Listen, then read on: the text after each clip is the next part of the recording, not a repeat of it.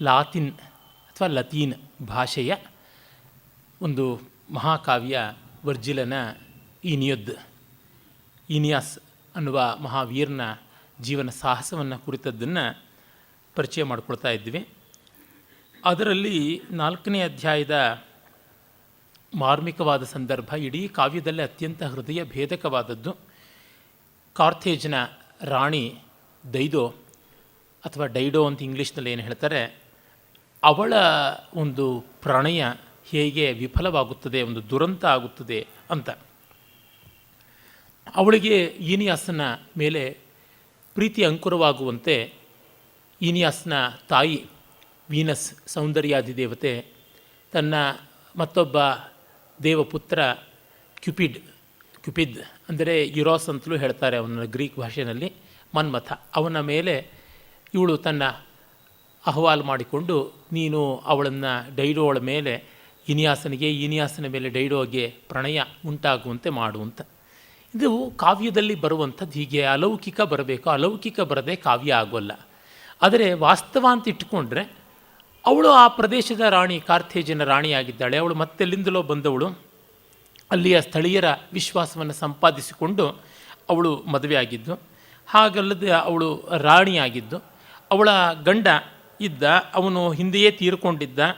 ಅವಳ ಅಣ್ಣನ ಅಥವಾ ತಮ್ಮನ ಸಹೋದರ ಒಬ್ಬ ಯಾವನಿದ್ದ, ಅಂದರೆ ಡೈಡೋಳ ಸಹೋದರ ಯಾವನು ಪಿಗ್ಮೇಲಿಯನ್ ಅಂತ ಇದ್ದ, ಅವನ ಕಠೋರವಾದ ದೌರ್ಜನ್ಯದ ದುರಾಶೆಯ ಕಾರಣದಿಂದ ಗಂಡನ ಕಳಕೊಂಡು ಅವಳು ಇಲ್ಲಿಗೆ ಅಸಹಾಯಕಳಾಗಿ ತನ್ನ ಸಹೋದರಿ ಆನಾ ಅನ್ನೋಳ ಜೊತೆಗೆ ಬಂದಿದ್ದಳು.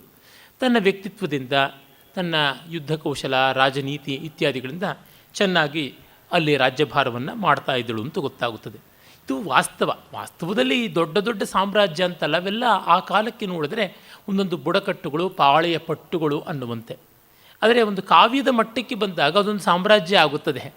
ಅಲ್ಲಿ ದೈವಾಂಶ ಸಂಭೂತರು ಬರ್ತಾರೆ, ದೇವತೆಗಳ ಲೀಲಾ ವಿಹಾರ ಭೂಮಿ ಆಗುತ್ತದೆ, ಅಲೌಕಿಕಗಳು ಎಷ್ಟೋ ನಡೆಯುತ್ತವೆ, ಆ ತರಹ ಆಗುತ್ತದೆ. ಮತ್ತು ಜೂನೋ ದೇವ ಸಾಮ್ರಾಜ್ಞಿ, ಅವಳು ಇವನ ಮೇಲೆ ಅಂದರೆ ನಮ್ಮ ಕಥಾನಾಯಕನಾದ ಈನಿಯಸ್ಸನ ಮೇಲೆ ಕೋಪ ಮಾಡಿಕೊಂಡಿದ್ದವಳು. ಹಾಗಾಗಿ ಆ ವ್ಯಕ್ತಿಯನ್ನು ಸತಾಯಿಸಬೇಕು ಅಂತಲೇ ಶತಾಯಿಗತಾಯಿ ಪ್ರಯತ್ನ ಪಟ್ಟಿದ್ದಳು. ಜೊತೆಗೆ ಅವಳಿಗೆ ತನ್ನ ಕಾರ್ಥೇಜಿನ ಮೇಲೆ ಬಹಳ ಪ್ರೀತಿ ಇತ್ತು. ಭವಿಷ್ಯತ್ತಿನಲ್ಲಿ ಇಟಾಲಿಯನ್ನರು ಅಂದರೆ ರೋಮನ್ನರು ಕಾರ್ಥೇಜನ್ನು ಧ್ವಂಸ ಮಾಡ್ತಾರೆ, ಅದನ್ನು ತಪ್ಪಿಸಬೇಕು ಅಂದರೆ ಇವನು ಇಲ್ಲಿಂದ ಹೋಗಬಾರ್ದು, ಕಾರ್ಥೇಜಿನಲ್ಲೇ ಉಳಿಯಬೇಕು. ಇವನು ಸ್ಥಾಪನೆ ಮಾಡುವುದು ಒಂದು ರೋಮನ್ ಸಾಮ್ರಾಜ್ಯವನ್ನು, ಆ ರೋಮನ್ ಸಾಮ್ರಾಜ್ಯದ ಉತ್ತರಾಧಿಕಾರಿಗಳು ಕಾರ್ಥೇಜನ್ನು ನಾಶ ಮಾಡೋದು, ಅದು ಇತಿಹಾಸ. ಇದು ಕವಿಗೆ ಗೊತ್ತು, ವರ್ಜಿಲ್ಗೆ. ಹಾಗಾಗಿ ಅದು ಆಗಬಾರ್ದು ಅಂತಂದರೆ ಕಥಾನಾಯಕನಾದ ಈನಿಯಾಸ್ ಕಾರ್ಥೇಜಿನಲ್ಲಿ ಉಳಿಯಬೇಕು. ಅವನು ಉಳಿಯಬೇಕು ಅಂದರೆ ಡೈಡೋ ರಾಣಿಯ ಪ್ರಣಯ ಇವನ ಮೇಲೆ ನಿಲ್ಲಬೇಕು ಅಂತ ಜೂನೋಗೆ ಅದು ಒಂದು ವಿಷಯ. ಅದೇ ತರಹ ಈ ಈನಿಯಾಸನ ತಾಯಿಯೇ ಆದಂಥ ಸ್ವಯಂ ಸೌಂದರ್ಯಾಧಿದೇವತೆ ವೀನಸ್ಗೆ ತನ್ನ ಮಗ ಎಲ್ಲಾದರೂ ನೆಮ್ಮದಿಯಾಗಿರಲಿ, ದೇವಸಮ್ರಾಜ್ಞಿ ಆದಂಥ ಜೂನು, ಗ್ರೀಕರ ಪರಿಭಾಷೆಯಲ್ಲಿ ಹೀರಾ ದೇವಿ, ಅವಳು ಕೋಪ ಮಾಡಿಕೊಂಡ್ರೆ ಇವನು ನಿಲ್ಲೋದು ಕಷ್ಟ. ಹಾಗಾಗಿ ಇವನು ಸಾಮ್ರಾಜ್ಯ ಸ್ಥಾಪನೆ ಮಾಡಲಿ ಬಿಡಲಿ, ಇಲ್ಲೊಂದು ಕಡೆ ಸಿಕ್ಕಿದ ಹುಡುಗಿಯ ಜೊತೆಗೆ ಮದುವೆ ಮಾಡ್ಕೊಂಡು ನೆಮ್ಮದಿಯಾಗಿರಲಿ ಅಂತ ಅವಳ ಅಪೇಕ್ಷೆ. ಹೀಗೆ ಅವರಿಬ್ಬರೂ ತಾಯಿ ಮಕ್ಕಳೇನೆ, ಜೂನೋ ತಾಯಿ, ವೀನಸ್ ಮಗಳು. ಅವರಲ್ಲಿಗೆ ಎಷ್ಟೋ ತೊಡಕು ತೋಟಿಗಳು. ಒಂದು ಮನೆಯಲ್ಲಿ ಒಬ್ಬನೇ ವ್ಯಕ್ತಿಗೆ ಆ ಕಡೆಗೆ ತಾಯಿ, ಈ ಕಡೆಗೆ ಹೆಂಡತಿ, ಅದೆಷ್ಟು ಜಗಳಗಳಾಗ್ತಾ ಇರ್ತವೆ. ಎಷ್ಟೋ ಬಾರಿ ಜೊತೆಗೆ ಇನ್ನೊಂದು 4ನೇ ಫೋರ್ಸ್ ಕೂಡ ಸೇರ್ಕೊಂಡು ಬಿಡುತ್ತದೆ. ಅದು ನಾದಿನಿ, ಅವನ ಅಕ್ಕನೋ ತಂಗಿಯೋ ಸೇರಿಕೊಂಡು ಬಿಟ್ಟರೆ ಆಗಲೇಬೇಕು. ಇನ್ನೇನು ಕೋಲಾಹಲ, 4ನೇ ಮಹಾಯುದ್ಧವೋ 5ನೇ ಮಹಾಯುದ್ಧವೋ ಜಗತ್ತಿನದು ನಡೆಯುವಂಥದ್ದು. ಹೀಗೆ ಇಲ್ಲಿ ಆ ರೀತಿಯಾದ ಒಂದು ಸನ್ನಿವೇಶವನ್ನು ಕವಿ ತರ್ತಾನೆ. ಆದರೆ ವಾಸ್ತವದಲ್ಲಿ ಈ ದೇವತೆಗಳ ಪ್ರವೇಶ ಅನ್ನುವುದೇನೂ ಇರೋಲ್ಲ, ಆದರೆ ಕಾವ್ಯದಲ್ಲಿ ಅದು ಬರುತ್ತದೆ. ಹಾಗೆ ಅವಳಿಗೆ ಅವನ ಮೇಲೆ ಪ್ರೀತಿ ಉಂಟಾಗುತ್ತದೆ. ಒಂದು ಬೇಟೆಗಾಗಿ ಹೋಗ್ತಾರೆ. ಆ ಬೇಟೆಯ ಸಂದರ್ಭದಲ್ಲಿ ಪ್ರಣಯ ಫಲಿಸುತ್ತದೆ. ಪರಸ್ಪರ ಆಕರ್ಷಣೆ ಮಿಗಿಲು ಹೆಚ್ಚಾಗ್ಬಿಡ್ತದೆ. ಅದನ್ನು ತುಂಬ ಕಾವ್ಯಮಯವಾಗಿ ಕವಿ ಹೇಳ್ತಾನೆ. ಅವರ ಪ್ರಣಯದ ಕಾಲದಲ್ಲಿ, ಆ ಬೇಟೆಯ ಸಂದರ್ಭದಲ್ಲಿ ಒಂದು ಪರ್ವತದ ಗುಹೆಯಲ್ಲಿ ಅವರಿದ್ದರು. ಆಗ ದೇವತೆಗಳು ಅವರಿಗೆ ಮಿಂಚನ್ನು ಬೆಳಗುವ ಮೂಲಕವಾಗಿ ಆರತಿ ಮಾಡಿದ್ರು. ಮತ್ತು ವನದೇವಿಯರೆಲ್ಲರೂ ಅವರಿಗೆ ಸ್ವಾಗತ ಗೀತೆಗಳನ್ನು ಹಾಡಿದ್ರು ಅನ್ನುವಂಥದ್ದೆಲ್ಲ.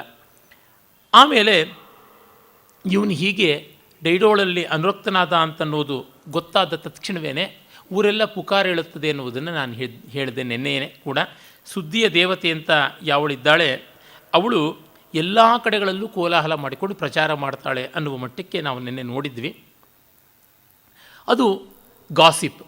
ಅದಕ್ಕೊಂದು ವ್ಯಕ್ತಿತ್ವವನ್ನು ಕೊಟ್ಟುಬಿಟ್ಟಿದ್ದಾನೆ. ನಾನು ಅವಳ ಆಕೃತಿ ವಿಶೇಷ ಎಲ್ಲ ಯಾವ ರೀತಿಯಾಗಿರುತ್ತದೆ, ಮೈಯೆಲ್ಲ ಕಿವಿ ಕಣ್ಣು ಹೇಗಿರುತ್ತದೆ, ಒಂದೊಂದು ರೆಕ್ಕೆ ಅಡಿಯಲ್ಲೂ ಕೂಡ ಕಣ್ಣುಗಳಿರ್ತವೆ, ಮತ್ತು ಅವಳಿಗೆ ನಿದ್ರೆ ಇಲ್ಲ, ಅವಳಿಗೆ ಹಗಲು ಇರುಳು ಎಲ್ಲ ಒಂದೇ, ಒಳ್ಳೆಯ ಸುದ್ದಿ ಕೆಟ್ಟ ಸುದ್ದಿ ಅನ್ನೋ ಭೇದ ಇಲ್ಲ, ಸತ್ಯ ಮಿಥ್ಯ ಅನ್ನುವ ವ್ಯತ್ಯಾಸ ಇಲ್ಲ, ಎಲ್ಲವನ್ನೂ ಉತ್ತೇಜನ ಮಾಡುತ್ತಾ ಇರ್ತಾಳೆ ಅಂತನ್ನುವಂಥದ್ದು ತುಂಬ ಅತ್ಯದ್ಭುತವಾದ ಕ್ರಿಯೇಷನ್ ಅಂತನಬೇಕು ಅದು ಕಾವ್ಯದಲ್ಲಿ. ಇಲ್ಲಿ ಕಾರ್ಥೇಜ್ ಅನ್ನುವುದು ಲಿಬಿಯಾ ಅನ್ನುವ ದೊಡ್ಡ ದೇಶದ ಒಂದು ಭಾಗ. ಆ ಲಿಬಿಯಾ ದೇಶದಲ್ಲಿ ಇಯರ್ಬಾಸ್ ಅಂತ ಅವನು ರಾಜನಾಗಿದ್ದ. ಅವನು ಡೈಡೋ ರಾಣಿಯನ್ನು ಮದುವೆ ಆಗಬೇಕು ಅನ್ನೋ ಅಪೇಕ್ಷೆ ಹೊಂದಿದ್ದ. ಡೈಡೋ ತನ್ನ ಗಂಡನ್ನು ಕಳ್ಕೊಂಡು ಅಣ್ಣನ ದೌರ್ಜನ್ಯಕ್ಕೆ ತುತ್ತಾಗಿ ಬಂದಾಗ ಅವನೇ ಆಶ್ರಯ ಕೊಟ್ಟಿದ್ದು. ಅವಳಿಗೆ ಒಂದಷ್ಟು ನೀನು ರಾಜ್ಯವನ್ನು ಕಟ್ಟುಕು ಅಂತ ತನ್ನ ದೇಶದ ಒಂದು ಭಾಗವನ್ನು, ಕಡಲ ತೀರವನ್ನು ಬಿಟ್ಟುಕೊಟ್ಟಿದ್ದ ಕಾರ್ಥೇಜನ್ನು.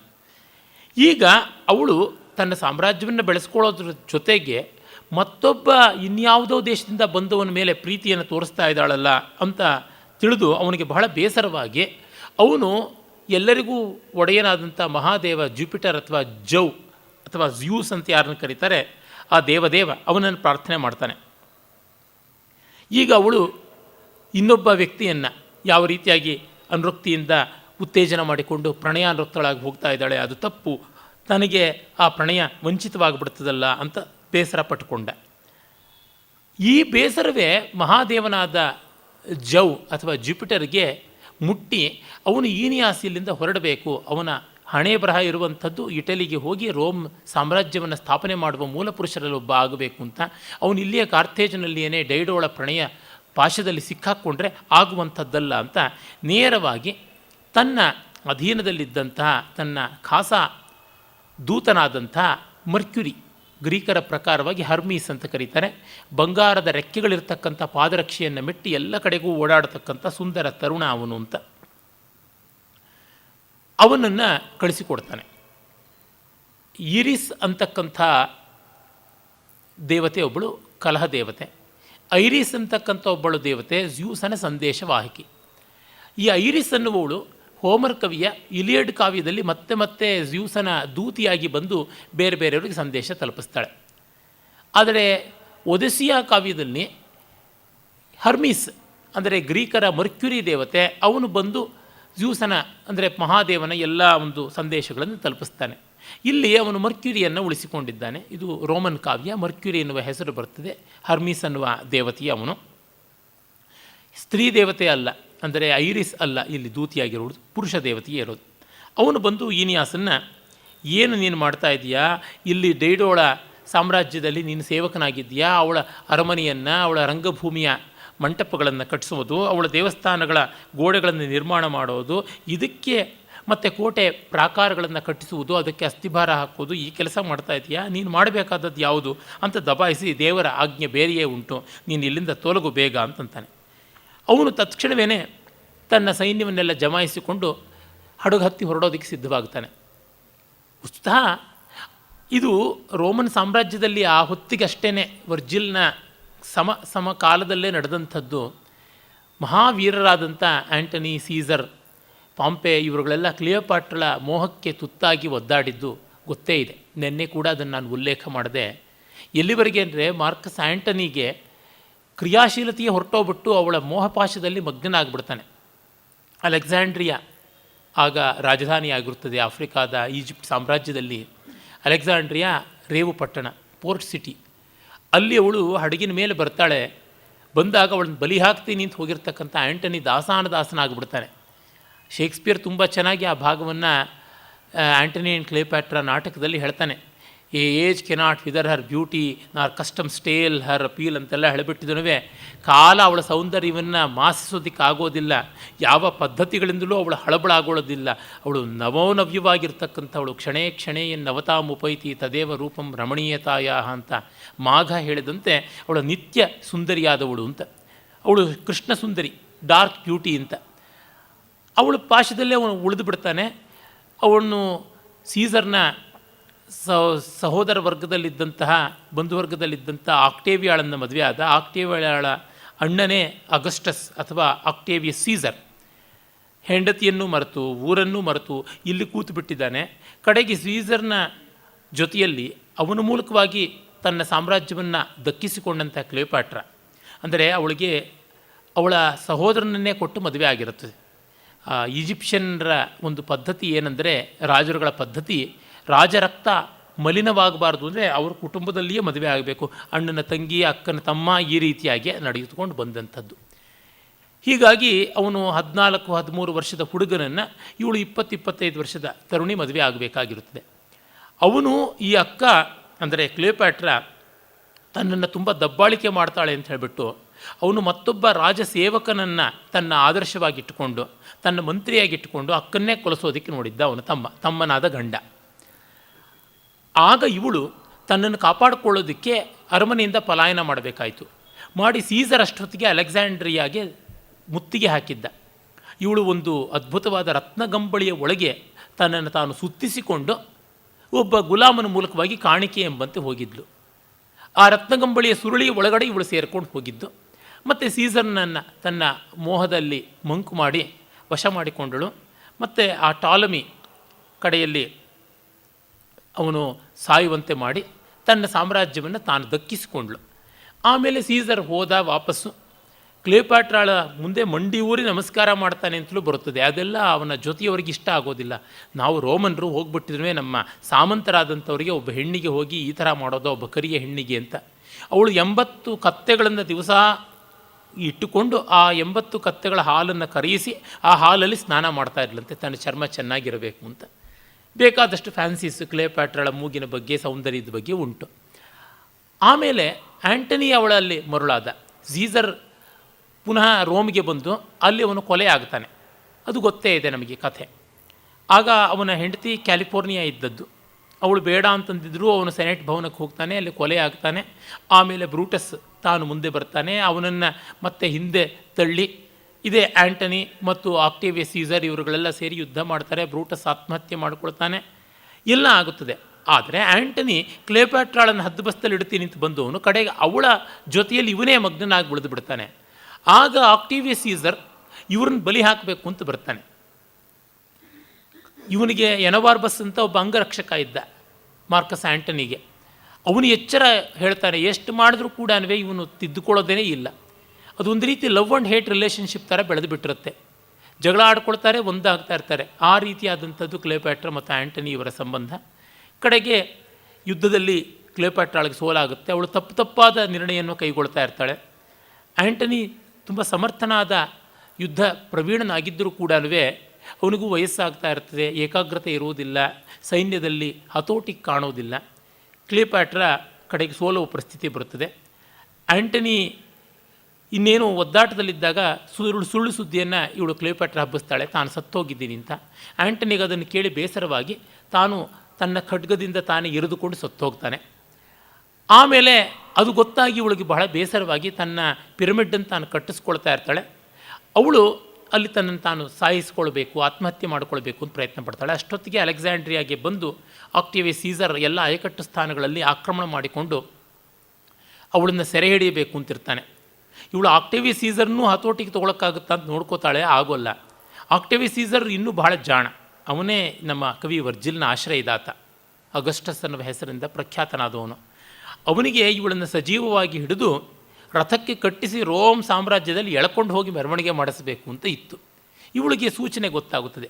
ಜೊತೆಗೆ ಸಾಯುವಾಗ ಆ್ಯಂಟನಿ ಒಂದು ಸಂದೇಶ ಕಳಿಸಿರ್ತಾನೆ. ಮಾರ್ಕ್ ಆ್ಯಂಟನಿ, ನೀನು ಗೌರವಯುತವಾದ ಸಂಧಿ ಮಾಡಿಕೊಂಡ. ಇದೆಲ್ಲ ನಾನು ಹೆಚ್ಚಾಗಿ ಶೇಕ್ಸ್ಪಿಯರ್ನ ನಾಟಕವನ್ನೇ ಆಧರಿಸಿ ಹೇಳ್ತಾ ಇದ್ದೀನಿ. ಅವನು ಇತಿಹಾಸದ ಜೊತೆಗೆ ಸಾಕಷ್ಟು ಲಿಬರ್ಟಿ ತಗೋತಾನೆ, ನಿಜ. ಅವನು ಹೇಳಿರ್ತಾನೆ ಗೌರವಯುತವಾದ ಸಂಧಿ ಅಂತ. ಇವಳು ಹೇಳ್ತಾಳೆ, ಸಂಧಿ ಗೌರವ ಎರಡು ಒಟ್ಟಿಗಿರೋದಿಲ್ಲ, ಒಂದೇ ವರೆಯಲ್ಲಿ ಎರಡು ಕತ್ತಿ ತೂರುವಂತೆ ಆಗುವಂಥದ್ದಲ್ಲ, ನಾನು ನಿಲ್ಲಲಾರೆ ಅಂತ ಅಂದುಕೊಳ್ತಾಳೆ. ಅವಳ ಕಡೆಗೆ ಒಂದು ಆಯುಧವೂ ಸಿಗದಂತೆ, ಆತ್ಮಹತ್ಯೆಗೆ ಯಾವ ಸಾಧನವೂ ಇಲ್ಲದಂತೆ ಸೀಲ್ ಮಾಡಿಬಿಡ್ತಾನೆ ಅವಳ ಪ್ರಾಸಾದವನ್ನು, ಅವಳ ಪಿರಮಿಡನ್ನು. ಆಗ ಇವಳು ತನ್ನ ಆಸ್ಥಾನ ವಿದೂಷಕನ ಮೂಲಕವಾಗಿ ಒಂದು ಅಂಜೂರದ ಬುಟ್ಟಿ ತರಿಸ್ಕೋತಾಳೆ ಹಣ್ಣು ಬೇಕು ಅಂತ. ಅದರೊಳಗಡೆಗೆ ಈಜಿಪ್ಟ್ನ ನೈಲ್ ನದಿ ತೀರದ ಮಿಡಿನಾಗರವನ್ನು ಇರಿಸ್ಕೊಂಡು ಬಂದಿರ್ತಾಳೆ. ಆ ಮಿಡಿನಾಗರದ ಮೂಲಕ ಕಚ್ಚಿಸಿಕೊಂಡು ಅವಳು ಸಾಯ್ತಾಳೆ. ಅವಳ ಜೊತೆಗಿದ್ದಂಥ ಇರಾಸ್, ಚಾರ್ಮಿನ್ನೆ ಮತ್ತು ಚಾರ್ಮಿಯಾ ಇಬ್ಬರು ಸಖಿಯರು ಅವರು ಕೂಡ ಸಾಯ್ತಾರೆ ಅಂತ ನಾಟಕದಲ್ಲಿ ಬರುತ್ತದೆ. ಈ ಒಂದು ಪ್ರಣಯ ಪಾಶದ ಉತ್ಕಟವಾದ ತೀವ್ರತೆಯ ರಾಗದ್ವೇಷಗಳೆಲ್ಲ ನಮ್ಮ ಕವಿ ಹೋಮರ್ನನ್ನು, ವರ್ಜಿಲನನ್ನು ಮುಟ್ಟಿಸಿದೆ. ಆ ಕಾರಣದಿಂದ ಡೈಡೋ ಪಾತ್ರವನ್ನು ನಿರ್ಮಾಣ ಮಾಡಿರಬಹುದಾ ಅಂತ ಅನಿಸುತ್ತದೆ. ಉತ್ಕಟವಾದ ಪ್ರಣಯಿನಿ ಅವಳು. ಇವನು ಕರ್ತವ್ಯ ಭ್ರಷ್ಟನಾಗಬಾರ್ದು ಅಂತ ಹೊರಟ್ರೆ ಇವಳಿಗೆ ತಡೆಯೋಕ್ಕಾಗಲ್ಲ. ಆ್ಯಂಟನಿ ಕೆಲವು ಬಾರಿ ಪ್ರಯತ್ನ ಪಟ್ಟಿರ್ತಾನೆ, ಆದರೆ ಕ್ಲಿಯೋಪಾಟ್ರಾ ಎಳೀತಾ ಇರ್ತಾಳೆ ಆ ತರಹ. ಮತ್ತು ಕ್ಲಿಯೋಪಾಟ್ರಾ ಹೇಗೆ ಉಗ್ರವಾಗಿ ಹಾವಿನ ವಿಷದಿಂದ ತಾನು ಕೊಲ್ಲಿಸಿಕೊಳ್ತಾಳೋ ಆ ರೀತಿಯಾದದ್ದು ಇಲ್ಲಿ ಒಂದು ಸಂದರ್ಭವನ್ನು ಡೈಡೋಳಲ್ಲಿ ನಾವು ನೋಡಬಹುದು. ಅವಳು ಬಂದು ಬೈತಾಳೆ ಚೆನ್ನಾಗಿ ಗೀನಿಯಸ್ಸನನ್ನು. ನೀನು ನನ್ನನ್ನು ಅಷ್ಟು ಪ್ರೀತಿ ಮಾಡಿ ಈಗ ಕದ್ದು ಮುಚ್ಚಿ ಓಡಿ ಹೋಗಬೇಕು ಅಂತ ಅಂದುಕೊಂಡಿದ್ದೀಯಾ, ನೀನು ತುಂಬ ಅನ್ಯಾಯ, ಈ ಥರ ಮಾಡಿರೋದು ಬಹಳ ತಪ್ಪಾಗುತ್ತದೆ ಅಂತೆಲ್ಲ ಅಂತಾಳೆ. ಆಗ ಅವನು ಹೇಳ್ತಾನೆ, ಇಲ್ಲ, ನನಗೆ ಆ ಥರದ ಮೋಸದ ಉದ್ದೇಶ ಯಾವುದೂ ಇಲ್ಲ. ಹಾಗಿದ್ದಿದ್ರೆ ನಾನು ಏನೋ ಮಾಡ್ತಾ ಇದ್ದೆ. ನಾನು ಇನ್ನೊಂದು ದೇಶಕ್ಕೆ ವಲಸೆ ಹೋಗಬೇಕು ಅಂತಿದ್ದೀನಿ. ನೀನು ನೀನು ಫಿನಿಷಿಯಾಯಿಂದ ಲಿಬಿಯಾಗೆ ಬಂದಿದ್ದೀಯಾ ಅಂದರೆ, ನಾನು ಟ್ರಾಯ್ ನಗರದ ಆ ಕಡೆಯಿಂದ ಬಂದು ಇಟಲಿಗೆ ಹೋಗಬಾರ್ದು ಅಂತೇನೂ ನಿಯಮ ಇಲ್ಲ. ಮತ್ತು ಮಗ ಬೇರೆ ಇದ್ದಾನೆ, ಚಿಕ್ಕ ಹುಡುಗ ಅಸ್ಕೇನಿಯಸ್ ಅಂತ. ಅವನಿಗೆ ಸಾಮ್ರಾಜ್ಯ ಸಿಗಬೇಕು, ಅವನಿಗೊಂದು ವ್ಯವಸ್ಥೆ ಆಗಬೇಕು. ಮತ್ತು ಟ್ರೋಜನರ ಗೌರವ ಮರ್ಯಾದೆಯನ್ನೆಲ್ಲ ನಾನು ಹೊತ್ತಿರೋ ಕಾರಣ ಟ್ರೋಜನ್ ಸಾಮ್ರಾಜ್ಯವನ್ನು ಗ್ರೀಕರಿಗೆ ವಿರುದ್ಧವಾಗಿ ಸ್ಥಾಪನೆ ಮಾಡಬೇಕಾದದ್ದು ಉಂಟು ಅಂತ. ಅವಳು ಬೈತಾಳೆ, ನೀನು ಮನುಷ್ಯ ಅಲ್ಲ, ದೇವಪುತ್ರನೂ ಅಲ್ಲ, ದೇವತೆಯ ಮಗನೂ ಅಲ್ಲ, ಡಾರ್ಡನ್ರ ವಂಶಕ್ಕೆ ಸೇರಿದವನಲ್ಲ, ಏನೂ ಅಲ್ಲ. ನೀನು ಕಾಕಸಸ್ ಪರ್ವತದ ಹೆಬ್ಬಂಡೆ, ಹುಲಿ ಹಾಲನ್ನೇ ಕುಡಿದು ಬೆಳೆದಿದ್ದೀಯ ಹೊರತುನುವೆ ಯಾವ ತಾಯಿಯ ಹಾಲು ಕುಡಿದು ಬಂದಿಲ್ಲ ನೀನು ಅಂತೆಲ್ಲ ತುಂಬ ಕಠೋರವಾಗಿ ಹೇಳ್ತಾಳೆ. ಅಷ್ಟಕ್ಕಿಲ್ಲದೆ, ನಾನು ಶಾಪ ಹಾಕ್ತೀನಿ, ನಾನು ಸತ್ತು ಪಿಶಾಚಿಯಾಗಿ ಕಾಡ್ತೀನಿ, ನಿನ್ನ ಸೈನ್ಯ ಹಾಳಾಗಲಿ, ನಿನ್ನ ಹಡಗುಗಳೆಲ್ಲ ನುಚ್ಚು ನೂರಾಗಲಿ, ನೀನು ನರಕಕ್ಕೆ ಹೋದರೂ ನಾನು ಬೆಂಬತ್ತಿ ಬಂದು ಅಲ್ಲಿ ಕಾಡ್ತೀನಿ ಅಂತೆಲ್ಲ ದುಃಖಪಟ್ಟು ಹೇಳಿ ಕಡೆಗೆ ಮನೆಗೆ ಹೋಗ್ತಾಳೆ. ಇವನಿಗೆ ಮತ್ತೆ ಒಂದಷ್ಟು ಧಾವಂತ ಚಿಂತೆ ಆಗುತ್ತದೆ.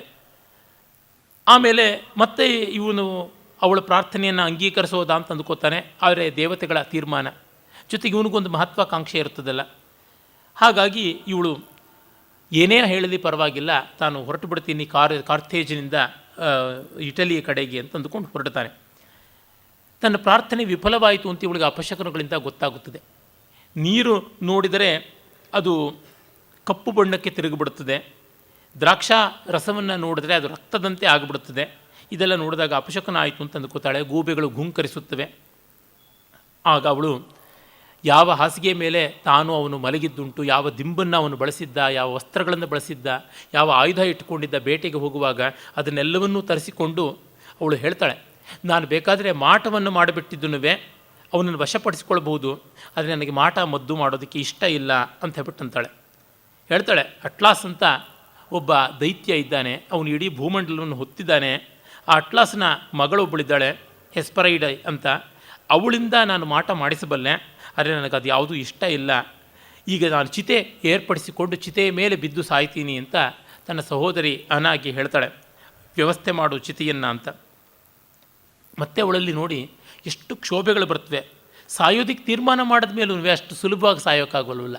ನಾನು ಬದುಕಿಬಿಡ್ಲಾ, ಇಲ್ಲಿಯೇ ಲಿಬಿಯಾದಲ್ಲಿ ಇನ್ಯಾರಾದರೂ ಬೇರೆ ಇರೋರನ್ನ ನಾನು ನೋಡಿಕೊಳ್ಳಲ್ಲ, ಅಥವಾ ನಾನು ಯಾತಕ್ಕೆ ಹೀಗಾದೆ, ತುಂಬ ಪತಿವ್ರತೆಯಾಗಿ ಬಾಳದೆ, ಗಂಡ ಅಣ್ಣನ ದೌರ್ಜನ್ಯದಿಂದ ಸತ್ತ, ಎಲ್ಲರನ್ನೂ ಬಿಟ್ಟು ಬಂದೆ, ಇಲ್ಲಿ ಯಾರ್ಯಾರೆಲ್ಲ ಏನೇನೆಲ್ಲ ಆಕರ್ಷಣೆ ಒಡ್ಡಿದ್ರು ನಾನು ಯಾರಿಗೂ ಕೂಡ ಸೊಪ್ಪು ಹಾಕದೆ ಕೂತ್ಕೊಂಡೆ, ಇವನು ಯಾತಕ್ಕೆ ಅಲ್ಲಿಂದ ಬಂದ, ಈಗ ಇವನು ಬೆನ್ನತ್ತಿ ಹೋಗಬೇಕು ಅಂತ ನನಗೆ ಆಸೆ ಆಗುತ್ತೆ, ಇವನು ಹಡಗಿನವ್ರ ಹಿಂದೆ ನಾನು ಹೋಗಬೇಕು ಅಂತ. ಇವನು ತಿರಸ್ಕರಿಸಿದ್ರೆ ಮಿಕ್ಕವರು ನನ್ನನ್ನು ಕಂಡು ಸಂಮೋಹಿತರಾಗ್ತಾರೆ, ಅವರಷ್ಟು ಜನಕ್ಕೂ ನಾನು ವೇಷಿಯಾಗಬೇಕಾಗುತ್ತದೆಯಾ, ಎಂಥದ್ದು ಈ ಲಕ್ಷಣ, ಈ ಅವಲಕ್ಷಣ ಏನು, ಈ ಪ್ರೀತಿಗೆ ಒಂದು ಅರ್ಥ ಇದೆಯಾ, ಈ ದ್ರೋಹಿಯನ್ನು ನಾನು ನಂಬಿದ್ದು ತಪ್ಪಾಯ್ತಲ್ಲ, ಅವನು ಯಾಕೆ ಬಂದ, ನಾನು ಯಾತಕ್ಕೆ ಚಂಚಲೆಯಾದೆ ಅಂತ ಬಹಳ ಬೇಸರ ಪಟ್ಟುಕೊಂಡು, ಇಲ್ಲ ಅವನಿಗೆ ತೊಂದರೆ ಮಾಡಬೇಕು, ಅವನು ತನ್ನ ತಂದೆಯನ್ನು ಹೆಗಲ ಮೇಲೆ ಹೊತ್ಕೊಂಡು ಬಂದ ಅಂತ ಕೇಳಿದ್ದೀನಿ, ಅವನ ತಂದೆಯಂತೂ ಇಲ್ಲ, ಮಗ ಇದ್ದಾನೆ, ಆ ಮಗನನ್ನೇ ಕೊಂದು ಅವನಿಗೆ ಅಡುಗೆ ಮಾಡಿ ಬಡಿಸಿ ಅವನಿಗೆ ಗೊತ್ತಿಲ್ಲದಂತೆ ಅವನ ಮಗನ ಮಾಂಸವನ್ನೇ ಅವನ ಕೈನಲ್ಲಿ ತಿನ್ನಿಸಬೇಕು, ರಾಜ ಪೆಲೋಪ್ಸ್ ಅಂತ ಒಬ್ಬ ಹಾಗೆ ಮಾಡಿದಂತೆ ಹಾಗೆ ಮಾಡಲ, ಅಥವಾ ಅವನು ಇಡೀ ಹಡಗಿನ ಪಡೆಯನ್ನು ಬೆಂಕಿ ಹಾಕಿಬಿಡ್ಲ, ಅವನ ವಂಶವನ್ನೇ ನಾಶ ಮಾಡಿಬಿಡ್ಲ, ಅವನ ಸೈನಿಕರನ್ನೆಲ್ಲ ಧ್ವಂಸ ಮಾಡಲ, ಏನು ಮಾಡೋದು, ಮೃತ್ಯು ದೇವತೆಗಳು ಕ್ರೂರ ದೇವತೆಗಳು. ಹೆಕಟೆ ಅಂತ ಒಬ್ಬಳು ಮಾರಿ, ಅವಳನ್ನೆಲ್ಲ ಇವಳು ಆರಾಧನೆ ಮಾಡುವುದಾ ಅಂತ ಅಂದ್ಕೋತಾಳೆ. ಕಡೆಗೆ ಇಲ್ಲ, ನಾನು ಏನೂ ಮಾಡೋದು ಬೇಡ, ನಾನು ಶಾಪ ಹಾಕ್ತೀನಿ, ಅವನ ಹಡಗು ಒಡೆದು ಹೋಗಲಿ, ಅವನ ಅನಾಥನಾಗಲಿ, ಅವನು ಸತ್ತೋಗಲಿ, ಅವನ ಹೆಣ ಕೊಳೀಲಿ, ಅವನು ಅಕಾಲದಲ್ಲಿ ಮರಣ ಆಗಲಿ ಅಂತ ಹೀಗೆಲ್ಲ ಅಂದುಕೋತಾಳೆ. ಮತ್ತು ನಾನು ಸತ್ತೋದ ಮೇಲೆ ನನ್ನ ಮೂಳೆಯಿಂದ ಇವರ ವಂಶವನ್ನು, ಇವರ ಸಂತತಿಯನ್ನು ನಿರಂತರವಾಗಿ ನಾಶ ಮಾಡ್ತಕ್ಕಂಥವ್ರು ಹುಟ್ಟಿ ಬರಲಿ ಅಂತ ಹೀಗೆಲ್ಲ ಮಾಡಿದಳು ಅಂತ. ಅಂದರೆ ಪ್ರೀತಿ ಸಫಲವಾಗದೇ ಇದ್ದಾಗ ಬರುವಂಥ ಕಹಿ ನೋವು ಇದೆಯಲ್ಲ, ಅದರ ತೀವ್ರತೆಯನ್ನು ಕವಿ ತುಂಬ ಚೆನ್ನಾಗಿ ಹೇಳ್ತಾನೆ. ಆಮೇಲೆ ಯಾವ ಹಾಸಿಗೆಯನ್ನು ಇವರು ಬಳಸಿದ್ರೋ ಆ ಹಾಸಿಗೆಯನ್ನು ಇವರು ಬೆಂಕಿಗೆ ಹಾಕ್ತಾಳೆ. ಆಮೇಲೆ ಚಿತೆಯನ್ನು ಏರ್ಪಡಿಸಿಕೊಂಡು ಖಡ್ಗವನ್ನು ತೆಗೆದುಕೊಂಡು ಆ ಹಾಸಿಗೆ ಬೂದಿಯನ್ನು ಮುತ್ತಿಟ್ಟುಕೊಂಡು ಅವಳು ಹೇಳ್ತಾಳೆ, ಪ್ರತೀಕಾರ ಮಾಡ್ತಾ ಇದ್ದೀನಿ. ಈ ಚಿತಾಗ್ನಿ ಅವನು ಹಡಗಿನಲ್ಲಿ ಹೋಗ್ತಾ ಇದ್ದವನಿಗೆ ದಳ್ಳುರಿಯಾಗಿ ಆಕಾಶದವರೆಗೂ ಏರಿ ಕಾಣಿಸಲಿ, ಒಟ್ಟಿನಲ್ಲಿ ನಾನು ನೆಮ್ಮದಿಯಿಂದ ಇರೋಲ್ಲ, ಅವನನ್ನು ನೆಮ್ಮದಿಯಿಂದ ಬಿಡೋದಿಲ್ಲ ಅಂತ ಖಡ್ಗವನ್ನು ಹಿರಿದು ಅದನ್ನು ಚಿತೆಯ ಮೇಲೆ ನಟ್ಟು ಅದರ ಮೇಲೆ ಬಿದ್ದು ಸಾಯ್ತಾಳೆ. ಈನಿಯಾಸ್ ದೂರದಲ್ಲಿ ಹೋಗ್ತಾ ಇರ್ತಾನೆ.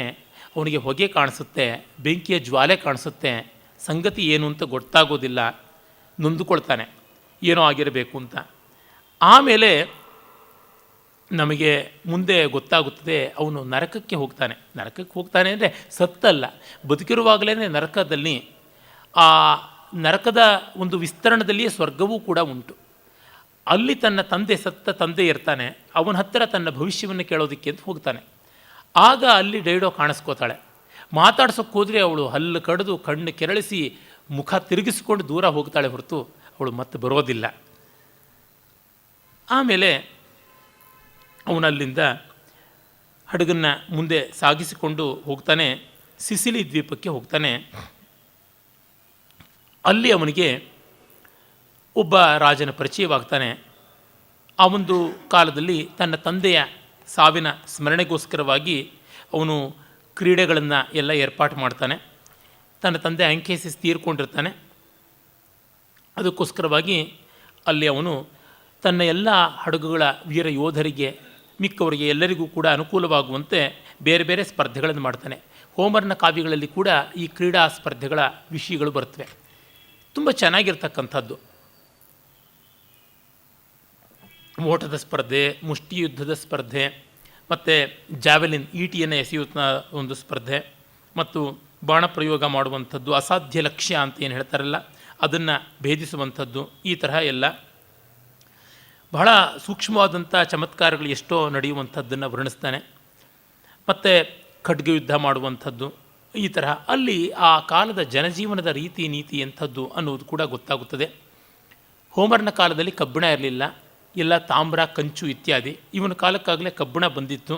ಹಾಗಾಗಿ 7 ಗೂಳಿಗಳ ಚರ್ಮದಿಂದ ಮಾಡಿರತಕ್ಕಂಥ ಕವಚ, ಮತ್ತು ಅದರ ನಡುವೆ ಕಬ್ಬಿಣದ ಸೀಸದ ತುಂಡುಗಳನ್ನು ಹಾಕಿ ಗಟ್ಟಿ ಮಾಡಿರತಕ್ಕಂಥದ್ದು, ಚರ್ಮದ ದಾರದಿಂದ ಹೊಲದಂಥದ್ದು ಅನ್ನುವಂಥ ವಿವರಗಳೆಲ್ಲ ಬರುತ್ತವೆ.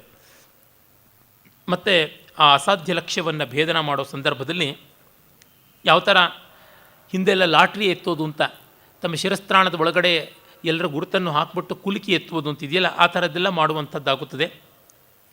ಒಂದು ಪಾರಿವಾಳವನ್ನು ಹಿಡಿದು ಅದನ್ನು ಹಾರಿಸಿ ಆ ಹಕ್ಕಿಯನ್ನು ಒಂದು ಹಾರಿಸುವಾಗ ಒಂದು ಹಗ್ಗಕ್ಕೆ ಕಟ್ಟೋದು, ಆ ಹಗ್ಗ ಕತ್ತರಿಸಿ ಹೋಗುವಂತೆ ಬಾಣ ಬಿಡಬೇಕು, ಅದು ಹಾರಿದಾಗ ಆ ಹಗ್ಗ ಕತ್ತರಿಸಿ ಹೋಗಬೇಕು, ಆ ಥರ ಬಾಣ ಬಿಡಬೇಕು, ಮತ್ತು ಆ ಹಕ್ಕಿಯನ್ನು ಗುರಿಯಿಟ್ಟು ಕೊಲ್ಲಬೇಕು. ಈ ರೀತಿಯಾದಂಥದ್ದೆಲ್ಲನೂ ನಾವು ನೋಡ್ತೀವಿ. ಮತ್ತು ಅವನು ಇಷ್ಟೆಲ್ಲ ಸಾಹಸವನ್ನು ಮಾಡಿದಂಥ ವೀರ ಯೋಧರಿಗೆ ಬೇರೆ ಬೇರೆ ಬಹುಮಾನಗಳನ್ನೆಲ್ಲವನ್ನು ಕೊಡ್ತಾನೆ ಅಂತ ಗೊತ್ತಾಗುತ್ತದೆ. ಇಷ್ಟೆಲ್ಲ ಮಾಡ್ತಾ ಇದ್ದಾಗ ಆ ಒಂದು ಸಿಸಿಲಿಯ ಪ್ರಾಂತದಲ್ಲಿ ಇವನು ತನ್ನ ತಂದೆಯ ಸಾವಿನ ಸ್ಮರಣಿಕೆಗಾಗಿ ಮಾಡಿ ವೀರ ಯೋಧರಲ್ಲಿ ಒಂದು ಉತ್ಸಾಹವನ್ನು ಸಂಘಟನೆ ಮಾಡ್ತಾನೆ. ಆಟ ಇತ್ಯಾದಿಗಳು ಒಂದು ರೀತಿಯಾಗಿ ಯುದ್ಧೋತ್ಸವವನ್ನೇ ಉಂಟು ಮಾಡುವಂಥವು. ಹಾಗೆ ಮಾಡ್ತಾ ಇದ್ದಾಗ ಈ ಯೋಧರುಗಳ ಜೊತೆಗೆ ಅವರ ಸಂಸಾರವೂ ಬಂದಿರುತ್ತದೆ. ಕವಿಗೆ ಇಲ್ಲಿ ಸ್ವಲ್ಪ ಅಸ್ಪಷ್ಟತೆ ಉಂಟು. ಸರಿಯಾಗಿ ಸ್ಪಷ್ಟವಾಗಿ ಇವನ ಜೊತೆಗೆ ಬಂದ ಹಡಗಿನವರು ಎಷ್ಟು ಜನ, ಎಷ್ಟು ಮಂದಿ, ಎಷ್ಟು ಸಂಸಾರ, ಎಷ್ಟು ಗಂಡಸರು, ಎಷ್ಟು ಹೆಂಗಸರು, ಈ ಥರದ ವಿವರಗಳು ಕೊಡಲ್ಲ. ಅದೇ ಹೋಮರ್ ತುಂಬ ಲಕ್ಷಣವಾಗಿ ವಿವರಗಳನ್ನು ಕೊಡ್ತಾನೆ.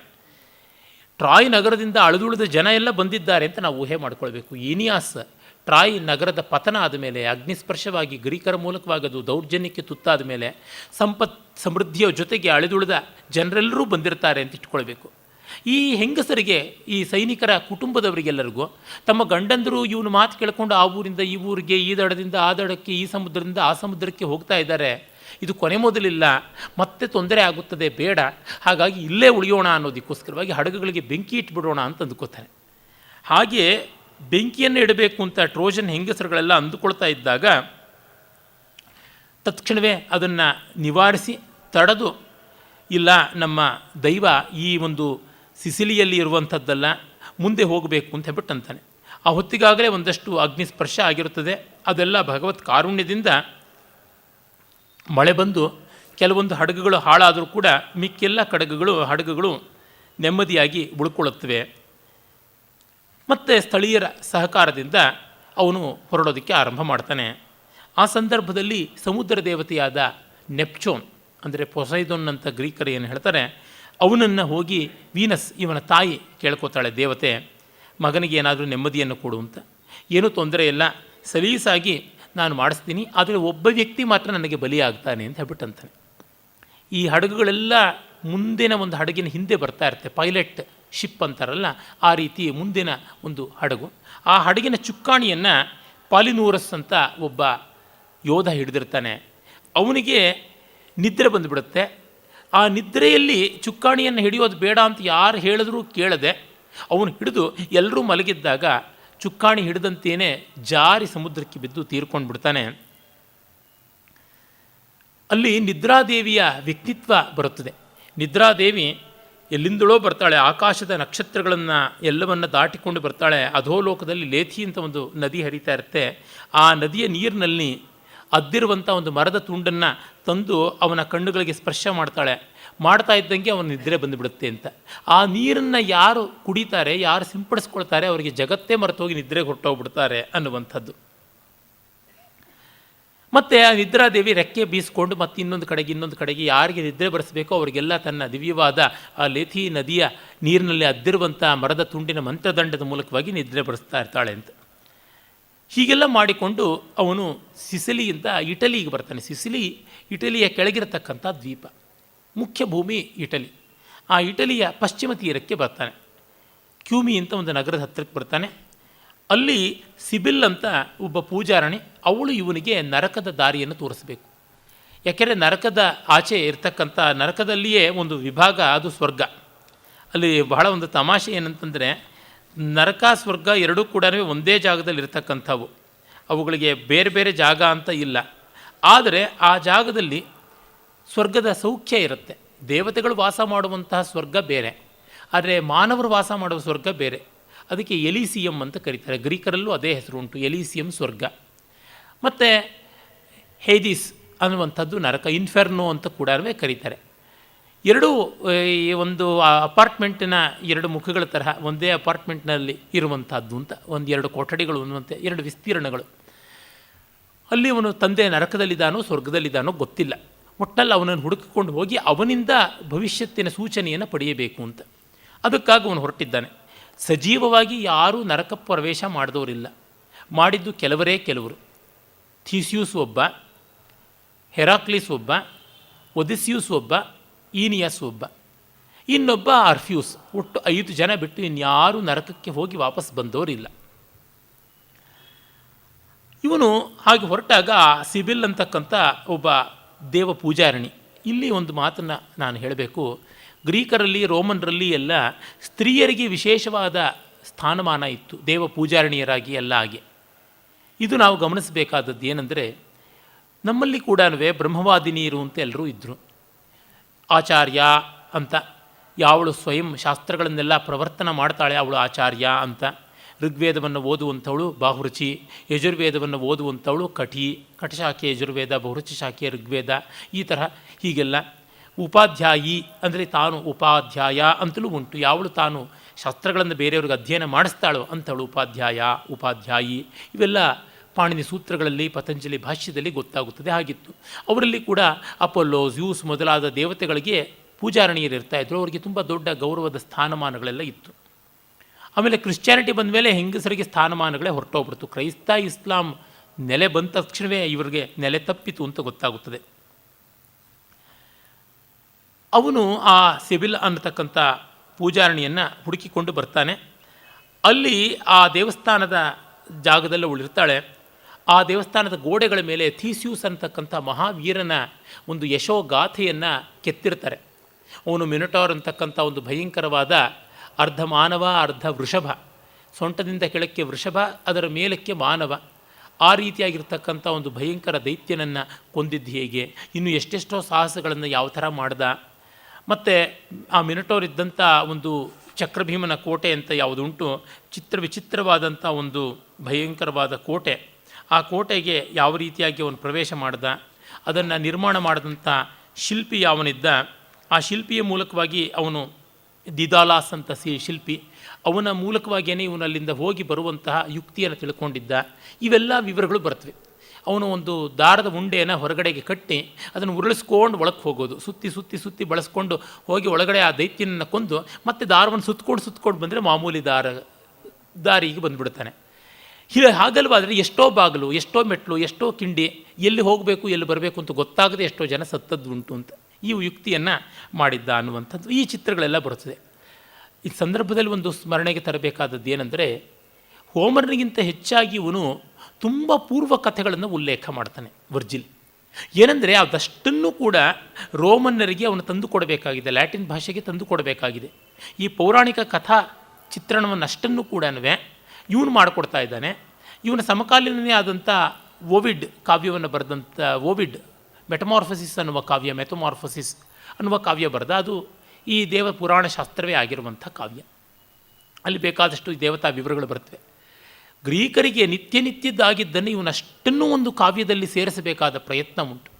ಅಷ್ಟರ ವ್ಯವಸ್ಥೆ ಮಾಡ್ಕೋಬೇಕಾಗಿದೆ. ಹೀಗಾಗಿ ಅದನ್ನೆಲ್ಲವನ್ನು ಇವನು ಮೈಮೇಲೆ ಹಾಕಿಕೊಂಡು ವರ್ಜಿಲ್ ಕಾವ್ಯವನ್ನು ವಿವರಗಳಿಂದ ಪುಷ್ಟವಾಗಿ ಮಾಡಿದ. ಆ ಕಾರಣದಿಂದಲೇ ಇಲ್ಲಿ ವರ್ಣನೆ ಬಂತೆ ಹೊರತುನುವೆ ಮಾನವ ಭಾವನಾ ವ್ಯಾಪಾರ ಬರಲಿಲ್ಲ, ಸನ್ನಿವೇಶಗಳ ಹೃದಯಂಗಮವಾದ ಸಂಘರ್ಷಯುತವಾದ ಚಿತ್ರಣ ಬರಲಿಲ್ಲ. ಮತ್ತು ಅವನು ಆ ಸಿಬೆಲ್ಲಳನ್ನು ಕೇಳಿಕೊಂಡು ಹೋಗ್ತಾನೆ. ಆಗ ನರಕಕ್ಕೆ ಹೇಗೆ ಹೋಗುವುದು ಅಂತ ಕೇಳಿದಾಗ ಅವಳು ಹೇಳ್ತಾಳೆ, ಒಂದು ಕಾಡಿಗೆ ಹೋಗಬೇಕು, ಅಲ್ಲಿ ಒಂದು ಬಂಗಾರದ ಮರದ ಕೊಂಬೆಯನ್ನು ಮುರ್ಕೊಂಡು ಹೋಗಬೇಕು, ಅದು ಯಾರಿಗೆ ಸಿಗುತ್ತದೆಯೋ ಅವರಿಗೆ ಮಾತ್ರ ನರಕಕ್ಕೆ ಪ್ರವೇಶಕ್ಕೆ ಅರ್ಹತೆ ಸಿಗುತ್ತದೆ. ನರಕದ ಬಾಗಿಲು ಸದಾ ತೆಗೆದಿರುತ್ತೆ, ಯಾರಿಗೂ ಹೋಗೋದಕ್ಕಾಗುತ್ತದೆ, ಆದರೆ ವಾಪಸ್ ಮಾತ್ರ ಬರೋಕ್ಕೆ ಯಾರಿಗೂ ಆಗೋಲ್ಲ. ವಾಪಸ್ ಬರೋದಕ್ಕೋಸ್ಕರ ಈ ಎಲ್ಲ ಯುಕ್ತಿ ಬೇಕು ಅಂತ ಬಹಳ ಧ್ವನಿಪೂರ್ಣವಾಗಿದೆ. ನರಕದ ಬಾಗಿಲು ಸದಾ ತೆಗೆದಿರುತ್ತೆ, ಆದರೆ ವಾಪಸ್ ಬರೋದಕ್ಕೆ ಮಾತ್ರ ಮುಚ್ಚಿಕೊಳ್ಳುತ್ತೆ. ಸ್ವರ್ಗದ ಬಾಗಿಲು ಸದಾ ಮುಚ್ಚಿರುತ್ತೆ, ವಾಪಸ್ ಬರುವಾಗ ಮಾತ್ರ ತೆರೆದುಕೊಳ್ಳುತ್ತದೆ ಎನ್ನುವಂಥದ್ದು ಇದೆಯಲ್ಲ, ಧ್ವನಿಪೂರ್ಣವಾದ ಮಾತು. ಹಾಗೆ ಅವನು ಆ ಒಂದು ಬಂಗಾರದ ಕೊಂಬೆ ಸಿಗುತ್ತದೆ, ಹೋಗ್ತಾನೆ. ಹೋದಾಗ ವಿಸ್ತಾರವಾಗಿ ನರಕದ ವರ್ಣನೆ ಬರುತ್ತದೆ. ಹೋಮರ್ನ ಒದಿಸ್ಯೂಸ್ ಮಾಡಿದ ಸಾಹಸಗಳು ಯಾವುದಿವೆ, ಒದಿಸಿಯ, ಅಲ್ಲಿ ಕೂಡ ನರಕದ ಚಿತ್ರಣ ಬರುತ್ತದೆ. ಆದರೆ ಈ ಮಟ್ಟದ ವಿಷದವಾದಂಥದ್ದು ಅಲ್ಲ. ಅಲ್ಲಿ ಬೇರೆ ಬೇರೆ ಪೂಜೆಗಳನ್ನು ಮಾಡಿ, ಬಲಿಗಳನ್ನು ಕೊಟ್ಟು, ತರ್ಪಣಗಳನ್ನು ಮಾಡಿ ಮತ್ತೆ ನರಕದ ಪ್ರವೇಶ ಮಾಡುವಂಥದ್ದಾಗುತ್ತದೆ. ಹಾಗೆ ಪ್ರವೇಶ ಮಾಡುವಾಗ ಬಾಗಿಲಿನಲ್ಲೇ ಆ ಒಂದು ನರಕದ ನದಿ ಉಂಟು. ಆ ನರಕದ ನದಿಯನ್ನು ದಾಟಬೇಕು. ಆ ನರಕದ ನದಿಯನ್ನು ದಾಟಿಸೋದಕ್ಕೆ ಕೈರೋನ್ ಅಂತ ಒಬ್ಬ ಕೈವರ್ತಕ, ಅಂದರೆ ದೋಣಿ ನಡೆಸೋನಿರ್ತಾನೆ. ಅವನು ಕ್ಯೂ ಪ್ರಕಾರವಾಗಿ ನಡೆಸ್ತಾ ಇರ್ತಾನೆ. ಯಾರಿಗೆ ಸರಿಯಾಗಿ ಅಂತ್ಯ ಸಂಸ್ಕಾರ ಆಗಿದೆಯೋ ಅವರಿಗೆ ಮಾತ್ರ ಅವನು ಕೂಡಿಸ್ತಾ ಇರ್ತಾನೆ, ಮಿಕ್ಕವ್ರನ್ನ ನದಿ ದಾಟಿಸುವ ಹಡಗದಲ್ಲಿ ಕೂಡಿಸೋಲ್ಲ. ಸ್ಟಿಕ್ಸ್ ಅನ್ನುವಂಥದ್ದು, ವೈತರಣಿ ಅಂತ ಹೇಳ್ತೀವಲ್ಲ, ಆ ಥರ ಸ್ಟಿಕ್ಸ್ ಅಂತ ನದಿ, ಅದು ಬೆಂಕಿಯ ನದಿ. ಮತ್ತು ಅಲ್ಲಿ ಶವ ಸಂಸ್ಕಾರ ಮಾಡುವಾಗ ಕಣ್ಣುಗಳ ಮೇಲೆ 2 ನಾಣ್ಯ ಇಡಬೇಕು. ಆ ನಾಣ್ಯವೇ ಆ ಹಡಗಿನ ಅಂದರೆ ದೋಣಿಯ ಫೆರಿ ಚಾರ್ಜಸ್ ಅಂತೀವಲ್ಲ, ಆ ಥರ ಅದರ ಶುಲ್ಕವಾಗಿರುತ್ತದೆ. ಮತ್ತೆ ಎಲ್ಲ ಸರಿಯಾಗಿ ಸಂಸ್ಕಾರ ಆಗಿರಬೇಕು. ಹಾಗಾಗದೇ ಇದ್ದರೆ ಹೋಗಿ ಆಚೆಗೆ ಅಂತ ಅವ್ರನ್ನ ಓಡಿಸ್ತಾ ಇರ್ತಾನೆ. ಮತ್ತು ಅಲ್ಲಿ 3 ತಲೆಗಳ ನಾಯಿ, ಸರ್ಬ್ರೆಸ್ ಅಂತ, ಆ ನಾಯಿಗೆ ಕೊರಳಿನ ಸುತ್ತ ಇರುವ ಜೂಲೆಲ್ಲ ಹಾವುಗಳೇ ಆಗಿರ್ತವೆ. ಅದನ್ನು ಉಪಶಮನ ಮಾಡೋದಕ್ಕೆ ವಿಶೇಷವಾದಂಥ ಮಂಕುತರ ಬರೆಸುವ ಮಂತ್ರಪೂರಿತವಾದ ರೊಟ್ಟಿಗಳನ್ನು ಎಸೆಯಬೇಕು. ಹೀಗೆಲ್ಲ ಉಂಟು. ಅದನ್ನೆಲ್ಲ ಇವಳು ಸಿಬೆಲ್ ಮಾಡ್ತಾ ಇರ್ತಾಳೆ. ಆ ನರಕದ ದ್ವಾರದಲ್ಲಿಯೇ ನೋವು, ಕ್ರೌರ್ಯ, ರೋಗಗಳು, ಮುಪ್ಪು, ಭಯ, ಪಾಪ, ಹಸಿವು, ಕುಟಿಲತೆ, ಬಡತನ, ನೋವು ಇವೆಲ್ಲ ಕೂಡ ಇರುತ್ತವಂತೆ, ಸಂಸಾರ ಮಾಡ್ಕೊಂಡಿರ್ತವಂತೆ ನರಕದ ಬಾಗಿಲಲ್ಲೇ. ತುಂಬ ಚೆನ್ನಾಗಿರ್ತಕ್ಕಂಥ ವರ್ಣನೆ. ಮತ್ತು ಕ್ಷುದ್ರ ದೇವತೆಗಳು, ಪಾಪದೇವತೆಗಳು, ಮಾರಿಕಿಗಳು ಇವುಗಳೆಲ್ಲ ಕೂಡ ಇರ್ತವೆ. ಮತ್ತು ಜಗಳದ ದೇವತೆಗಳು ಇವುಗಳೆಲ್ಲ ಇರ್ತವೆ. ಮತ್ತು ಅಲ್ಲಿಯೇ ಒಂದು ಮರ, ಎಲ್ಮ್ ಮರ. ಆ ಮರ ವಿಶ್ವತೋಮುಖವಾಗಿ ಕೊಂಬೆ ರೆಂಬೆಗಳನ್ನು ಹಬ್ಬಿಸಿದೆ. ಒಂದೊಂದು ರೆಂಬೆಗಳಲ್ಲೂ ಇರತಕ್ಕಂಥ ಎಲೆಗಳೆಲ್ಲ ಮಿಥ್ಯಾ ಸ್ವಪ್ನಗಳು ಅಂತ, ಫಾಲ್ಸ್ ಡ್ರೀಮ್ಸ್, ಅಂದರೆ ನನಸಾಗದ ಕನಸುಗಳೇ ಆ ಎಲೆಗಳಾಗಿರುತ್ತವೆ. ಮತ್ತು ಬೆಂಕಿಯನ್ನು ಉಗುಳತಕ್ಕಂಥ 10 ತಲೆಯ, ಇಲ್ಲಿ ಅವನು 50 ತಲೆ ಅಂತ ಹೇಳ್ತಾನೆ, ಹೈಡ್ರಾ ಸರ್ಪ. ಮತ್ತು ಬೆಂಕಿಯನ್ನೇ ಉರಿತಾ ಇರತಕ್ಕಂಥ ಭಯಾನಕವಾದ ಒಂದು ಸರೀಸೃಪದಂಥ ಪ್ರಾಣಿ ಕಿಮೀರ ಅಂತಕ್ಕಂಥದ್ದು, ಗಾರ್ಗನ್ ಪಿಶಾಚಿಗಳು, ಹಾರ್ಪಿಗಳು, ಹೆಣ್ಣು ಮುಖ, ಹುಲಿಯ ಪಂಜಾಗಳು, ಆಮೇಲೆ ಹಕ್ಕಿಯ ಮೈ ಇರತಕ್ಕಂಥವು. ಹೀಗೆ ಅನೇಕ ವಿಧವಾದ ಭಯಾನಕ ಪ್ರಾಣಿಗಳು ಎಲ್ಲ ಕೂಡ ಇರ್ತವೆ. ಆಮೇಲೆ ಆ ಅಧೋಲೋಕವನ್ನು ದಾಟೋದಕ್ಕೆ ಕೈರೋನ್ ಬರ್ತಾನೆ. ಇವು ನಿಮ್ಮನ್ನು ಕೂಡಿಸ್ಕೊಳ್ಳಲ್ಲ ಅಂತಾನೆ. ಆಗ ಬಂಗಾರದ ಕೊಂಬೆ ತೋರಿಸಿದ ತಕ್ಷಣ ಬಾಯಿ ಮುಚ್ಚಿಕೊಂಡು ಕೂಡಿಸ್ಕೊಂಡು ಕರ್ಕೊಂಡು ಹೋಗ್ತಾನೆ. ಅಲ್ಲಿ ಅವನು ಬೇರೆ ಬೇರೆ ಪ್ರೇತಗಳನ್ನೆಲ್ಲ ನೋಡ್ತಾನೆ. ಆ ಟ್ರಾಯ್ ಯುದ್ಧದಲ್ಲಿ ಸತ್ತಂಥವ್ರು ಯಾರಿದ್ದಾರೆ ಅವರುಗಳು ಎಲ್ಲರನ್ನೂ ಕೂಡ ನೋಡ್ತಾನೆ.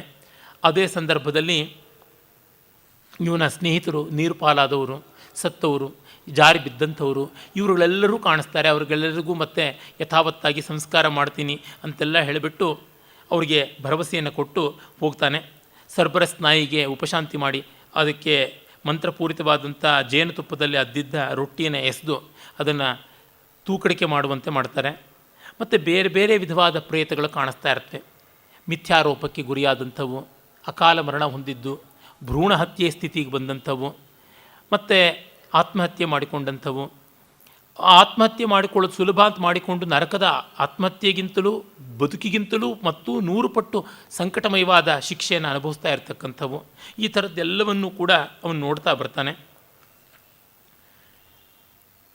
ಮತ್ತದೇ ಮೊದಲೇ ಹೇಳಿದಂತೆ ಡೈಡೋ ಕಾಣಿಸ್ತಾಳೆ. ಬಂಡೆಯಂತೆ ಅಚಲವಾಗಿರುತ್ತದೆ ಅವಳ ಮನಸ್ಸು. ಇವನಿಗೆ ಮುಖ ತಿರುಗಿಸ್ಕೊಂಡು ಹೋಗ್ತಾಳೆ ಹಲ್ಲು ಕಡಿದುಬಿಟ್ಟು. ಮತ್ತು ಪ್ರಯಾಮ್, ಅವನ ಮಗ ಪ್ಯಾರಿಸ್ ಹೆಲನನ್ನು ಅಪಹರಣ ಮಾಡಿಕೊಂಡು ಬಂದದ್ದು, ಅದರಿಂದಲೇ ಟ್ರಾಯ್ ಯುದ್ಧ ಆದದ್ದು. ಅವನ ತಮ್ಮ ಡಿಫೋಬಸ್ ಅಂತಿದ್ದ. ನಾನು ಆಗ ಇಲಿಯಡ್ ಕಾವ್ಯ ಮಾತಾಡುವಾಗ ಹೇಳಿದ್ದೆ, ಡಿಫೋಬಸ್ಸು ಪ್ಯಾರಿಸ್ನ ಪತ್ನಿಯಾಗಿದ್ದ ಹೆಲನಳನ್ನು ಅವನು ಮದುವೆ ಆಗಿರ್ತಾನೆ. ಮತ್ತು ಕೆಲವು ದಿವಸಗಳ ಮಟ್ಟಿಗೆ ಅವನ ಮುಖ ವಿಕಾರವಾಗಿ ಅಲ್ಲಿರುತ್ತದೆ. ಏನಿದು ಅಂತಂದರೆ, ಹೆಲನ್ ಹೇಗೆ ತನ್ನನ್ನು ಸಾಯಿಸಿದಳು, ಯಾವ ಥರ ಅವಳು ಹಳೆಯ ಗಂಡ ಮನೆಲೇಯಸ್ ಗ್ರೀಕರ ಪಡೆಗಳಲ್ಲಿದ್ದಂಥ ಮಹಾವೀರ, ಅವನನ್ನು ಬಿಟ್ಟು ಪ್ಯಾರಿಸ್ನಿಗೆ ವಶವಾಗಿ ಬಂದವಳು, ಕಡೆಗೆ ಹಳೆಯ ಗಂಡನ ಪಾದವೇ ಗತಿ ಅಂತ ಹೋಗಬೇಕು ಅಂತ ಮಾಡಿಕೊಂಡು ಅವರುಗಳಿಗೆಲ್ಲರಿಗೂ ಗುಟ್ಟಾಗಿ ಸಂದೇಶ ಕೊಡೋದಕ್ಕೆ ಮರದ ಕುದುರೆಯ ತಂತ್ರ ತಿಳಿಸಿದ್ದಲ್ಲದೆ, ಅವಳು ಎಲ್ಲ ಹೆಂಗಸರನ್ನು ಕಟ್ಟಿಕೊಂಡು ದೇವತೆಗಳಿಗೆ ನೀರಾಜನ ಅರ್ಪಿಸ್ತೀನಿ ಎನ್ನುವ ನೆವದಿಂದ ದೊಡ್ಡ ಕೋಟೆಯ ಕೊತ್ತಳಗಳ ತುದಿಯಲ್ಲಿ ನಿಂತು ಬೆಂಕಿಯ ಕೊಳ್ಳಿಯನ್ನು ಇಟ್ಟು ಆಡಿಸಿ ದೂರದಲ್ಲಿದ್ದಂಥ ಗ್ರೀಕರ ಹಡಗುಗಳಿಗೆ, ಬನ್ನಿ ಈಗ ಟ್ರಾಯ್ನಲ್ಲಿ ಎಲ್ಲರೂ ಪ್ರಮತ್ತರಾಗಿದ್ದಾರೆ, ಎಲ್ಲರೂ ಮದ್ಯಪಾನದಲ್ಲಿ ನಿದ್ರೆಯಲ್ಲಿ ಮೈಮರೆತಿದ್ದಾರೆ, ಯುದ್ಧ ಮಾಡಿ ಬಿಡಿಸಿಕೊಂಡು ಹೋಗಿ ಎನ್ನುವ ಸೂಚನೆ ಕೊಟ್ಟಿದ್ದಳು. ಹಾಗೆ ಕೊಟ್ಟಂಥ ಅವಳು ತನ್ನ ಗಂಡನಿಂದಲೇ ನನ್ನನ್ನು ಕೊಲಿಸಿದ್ದು, ಅವನು ಹೀಗೆ ನನ್ನ ಮುಖವನ್ನು ವಿಕಾರ ಮಾಡಿ ಕೊಲಿಸಿದ ಅಂತ ಹೇಳ್ತಾನೆ. ಆಮೇಲೆ ಸಿಬೆಲ್ ಹೇಳ್ತಾಳೆ, ಇವನ ಜೊತೆ ಮಾತಾಡೋದಕ್ಕೆ ಸಮಯ ಇಲ್ಲ, ಬೇಗ ಬೇಗ ಮುಂದೆ ಹೋಗೋಣ ಅಂತ. ಅಂದರೆ ಸತ್ತವ್ರ ಜೊತೆಗೆ ಮಾತಾಡೋದಕ್ಕೂ ಹೆಚ್ಚು ಸಮಯ ಇರೋದಿಲ್ಲ ನರಕದಲ್ಲಿ ಅಂತ. ಆಮೇಲೆ ನರಕದಲ್ಲಿ ಬೇರೆ ಬೇರೆ ದಂಡನೆ ಕೊಡ್ತಕ್ಕಂಥದ್ದು, ಯಾರ್ಯಾರಿಗೆ ಎಂತೆಂಥ ದಂಡನೆ ಕೊಡ್ತಾರೆ ಅದೆಲ್ಲದರ ವಿವರಗಳು ಕೂಡ ತುಂಬ ವಿಸ್ತೃತವಾಗಿ ಬರುತ್ತದೆ.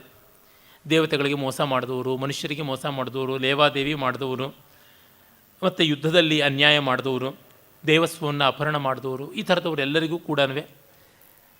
ಆಮೇಲೆ ಕೆಲವರು ವರ್ಕೋಹಾಲಿಕ್ಸ್ ಅಂತೀವಲ್ಲ, ಆ ಥರ ಬೇಕಾದಷ್ಟು ಕೆಲಸ ಮಾಡಿದವರು, ಸಾಹಸ ಮಾಡಿದವರು. ಉದಾಹರಣೆಗೆ ಥೀಸಿಯೂಸ್ ಅನೇಕ ಸಾಹಸ ಮಾಡ್ದ. ಅವನಿಗೆ ನರಕದಲ್ಲಿ ಶಿಕ್ಷೆ ಏನು ಅಂದರೆ ಏನು ಮಾಡದೆ ಸುಮ್ಮನೆ ಕೂತಿರ್ಬೇಕಷ್ಟೇ. ಇದು ಮಾತ್ರ ತುಂಬ ಚೆನ್ನಾಗಿರ್ತಕ್ಕಂಥದ್ದು. ಮತ್ತು ಫೆಜಿಯಾಸ್ ಅಂತ ಒಬ್ಬ, ಅವನಿಗೆ ತಲೆ ಮೇಲೆ ದೊಡ್ಡ ಬಂಡೆ ತೂಗ್ತಾ ಇರುತ್ತೆ, ಯಾವಾಗ ಬೀಳುತ್ತೆ ಗೊತ್ತಿಲ್ಲ, ಆ ಚಿಂತೆಯಲ್ಲಿ ಒದ್ದಾಡ್ತಾ ಇರ್ತಾನೆ. ಪೆಲೋಪ್ಸ್ ತನ್ನ ಮಗನ ಮಾಂಸವನ್ನೇ ದೇವತೆಗಳಿಗೆ ಬಡಿಸಿ ಆ ಮೂಲಕವಾಗಿ ದೇವತೆಗಳಿಗೆ ವಂಚನೆ ಮಾಡೋಕ್ಕೆ ನೋಡಿದವನು. ಅವನಿಗೆ ಕೆಳಗಡೆ ನೀರು ಹರಿತಾ ಇರುತ್ತೆ, ಮೇಲೆ ಹಣ್ಣುಗಳಿರುತ್ತವೆ. ಬೊಗಸೆಯಲ್ಲಿ ನೀರೆತ್ಕೊಳ್ಳೋಕೆ ಹೋದರೆ ಅದು ಬತ್ತೋಗುತ್ತೆ, ಹಣ್ಣು ಕೀಳೋಕ್ಕೆ ಹೋದರೆ ಅದು ಮೇಲಕ್ಕೆ ಹಾರೋಗುತ್ತೆ. ಈ ರೀತಿಯಾದಂಥದ್ದು. ಸಿಸಿಫಸ್, ಅವನಿಗೆ ಬೆಟ್ಟದ ಮೇಲಕ್ಕೆ ಬಂಡೆಯನ್ನು ಉರುಳಿಸಿಕೊಂಡು ಎತ್ತುಕೊಂಡು ಹೋಗಿಡಬೇಕು. ಇಟ್ಟ ತಕ್ಷಣ ಅದು ಕೆಳಗೆ ಉರುಳುತ್ತೆ, ಮತ್ತೆ ಎತ್ಕೊಂಡು ಹೋಗಬೇಕು. ಈ ರೀತಿಯಾದ ಶಿಕ್ಷೆ.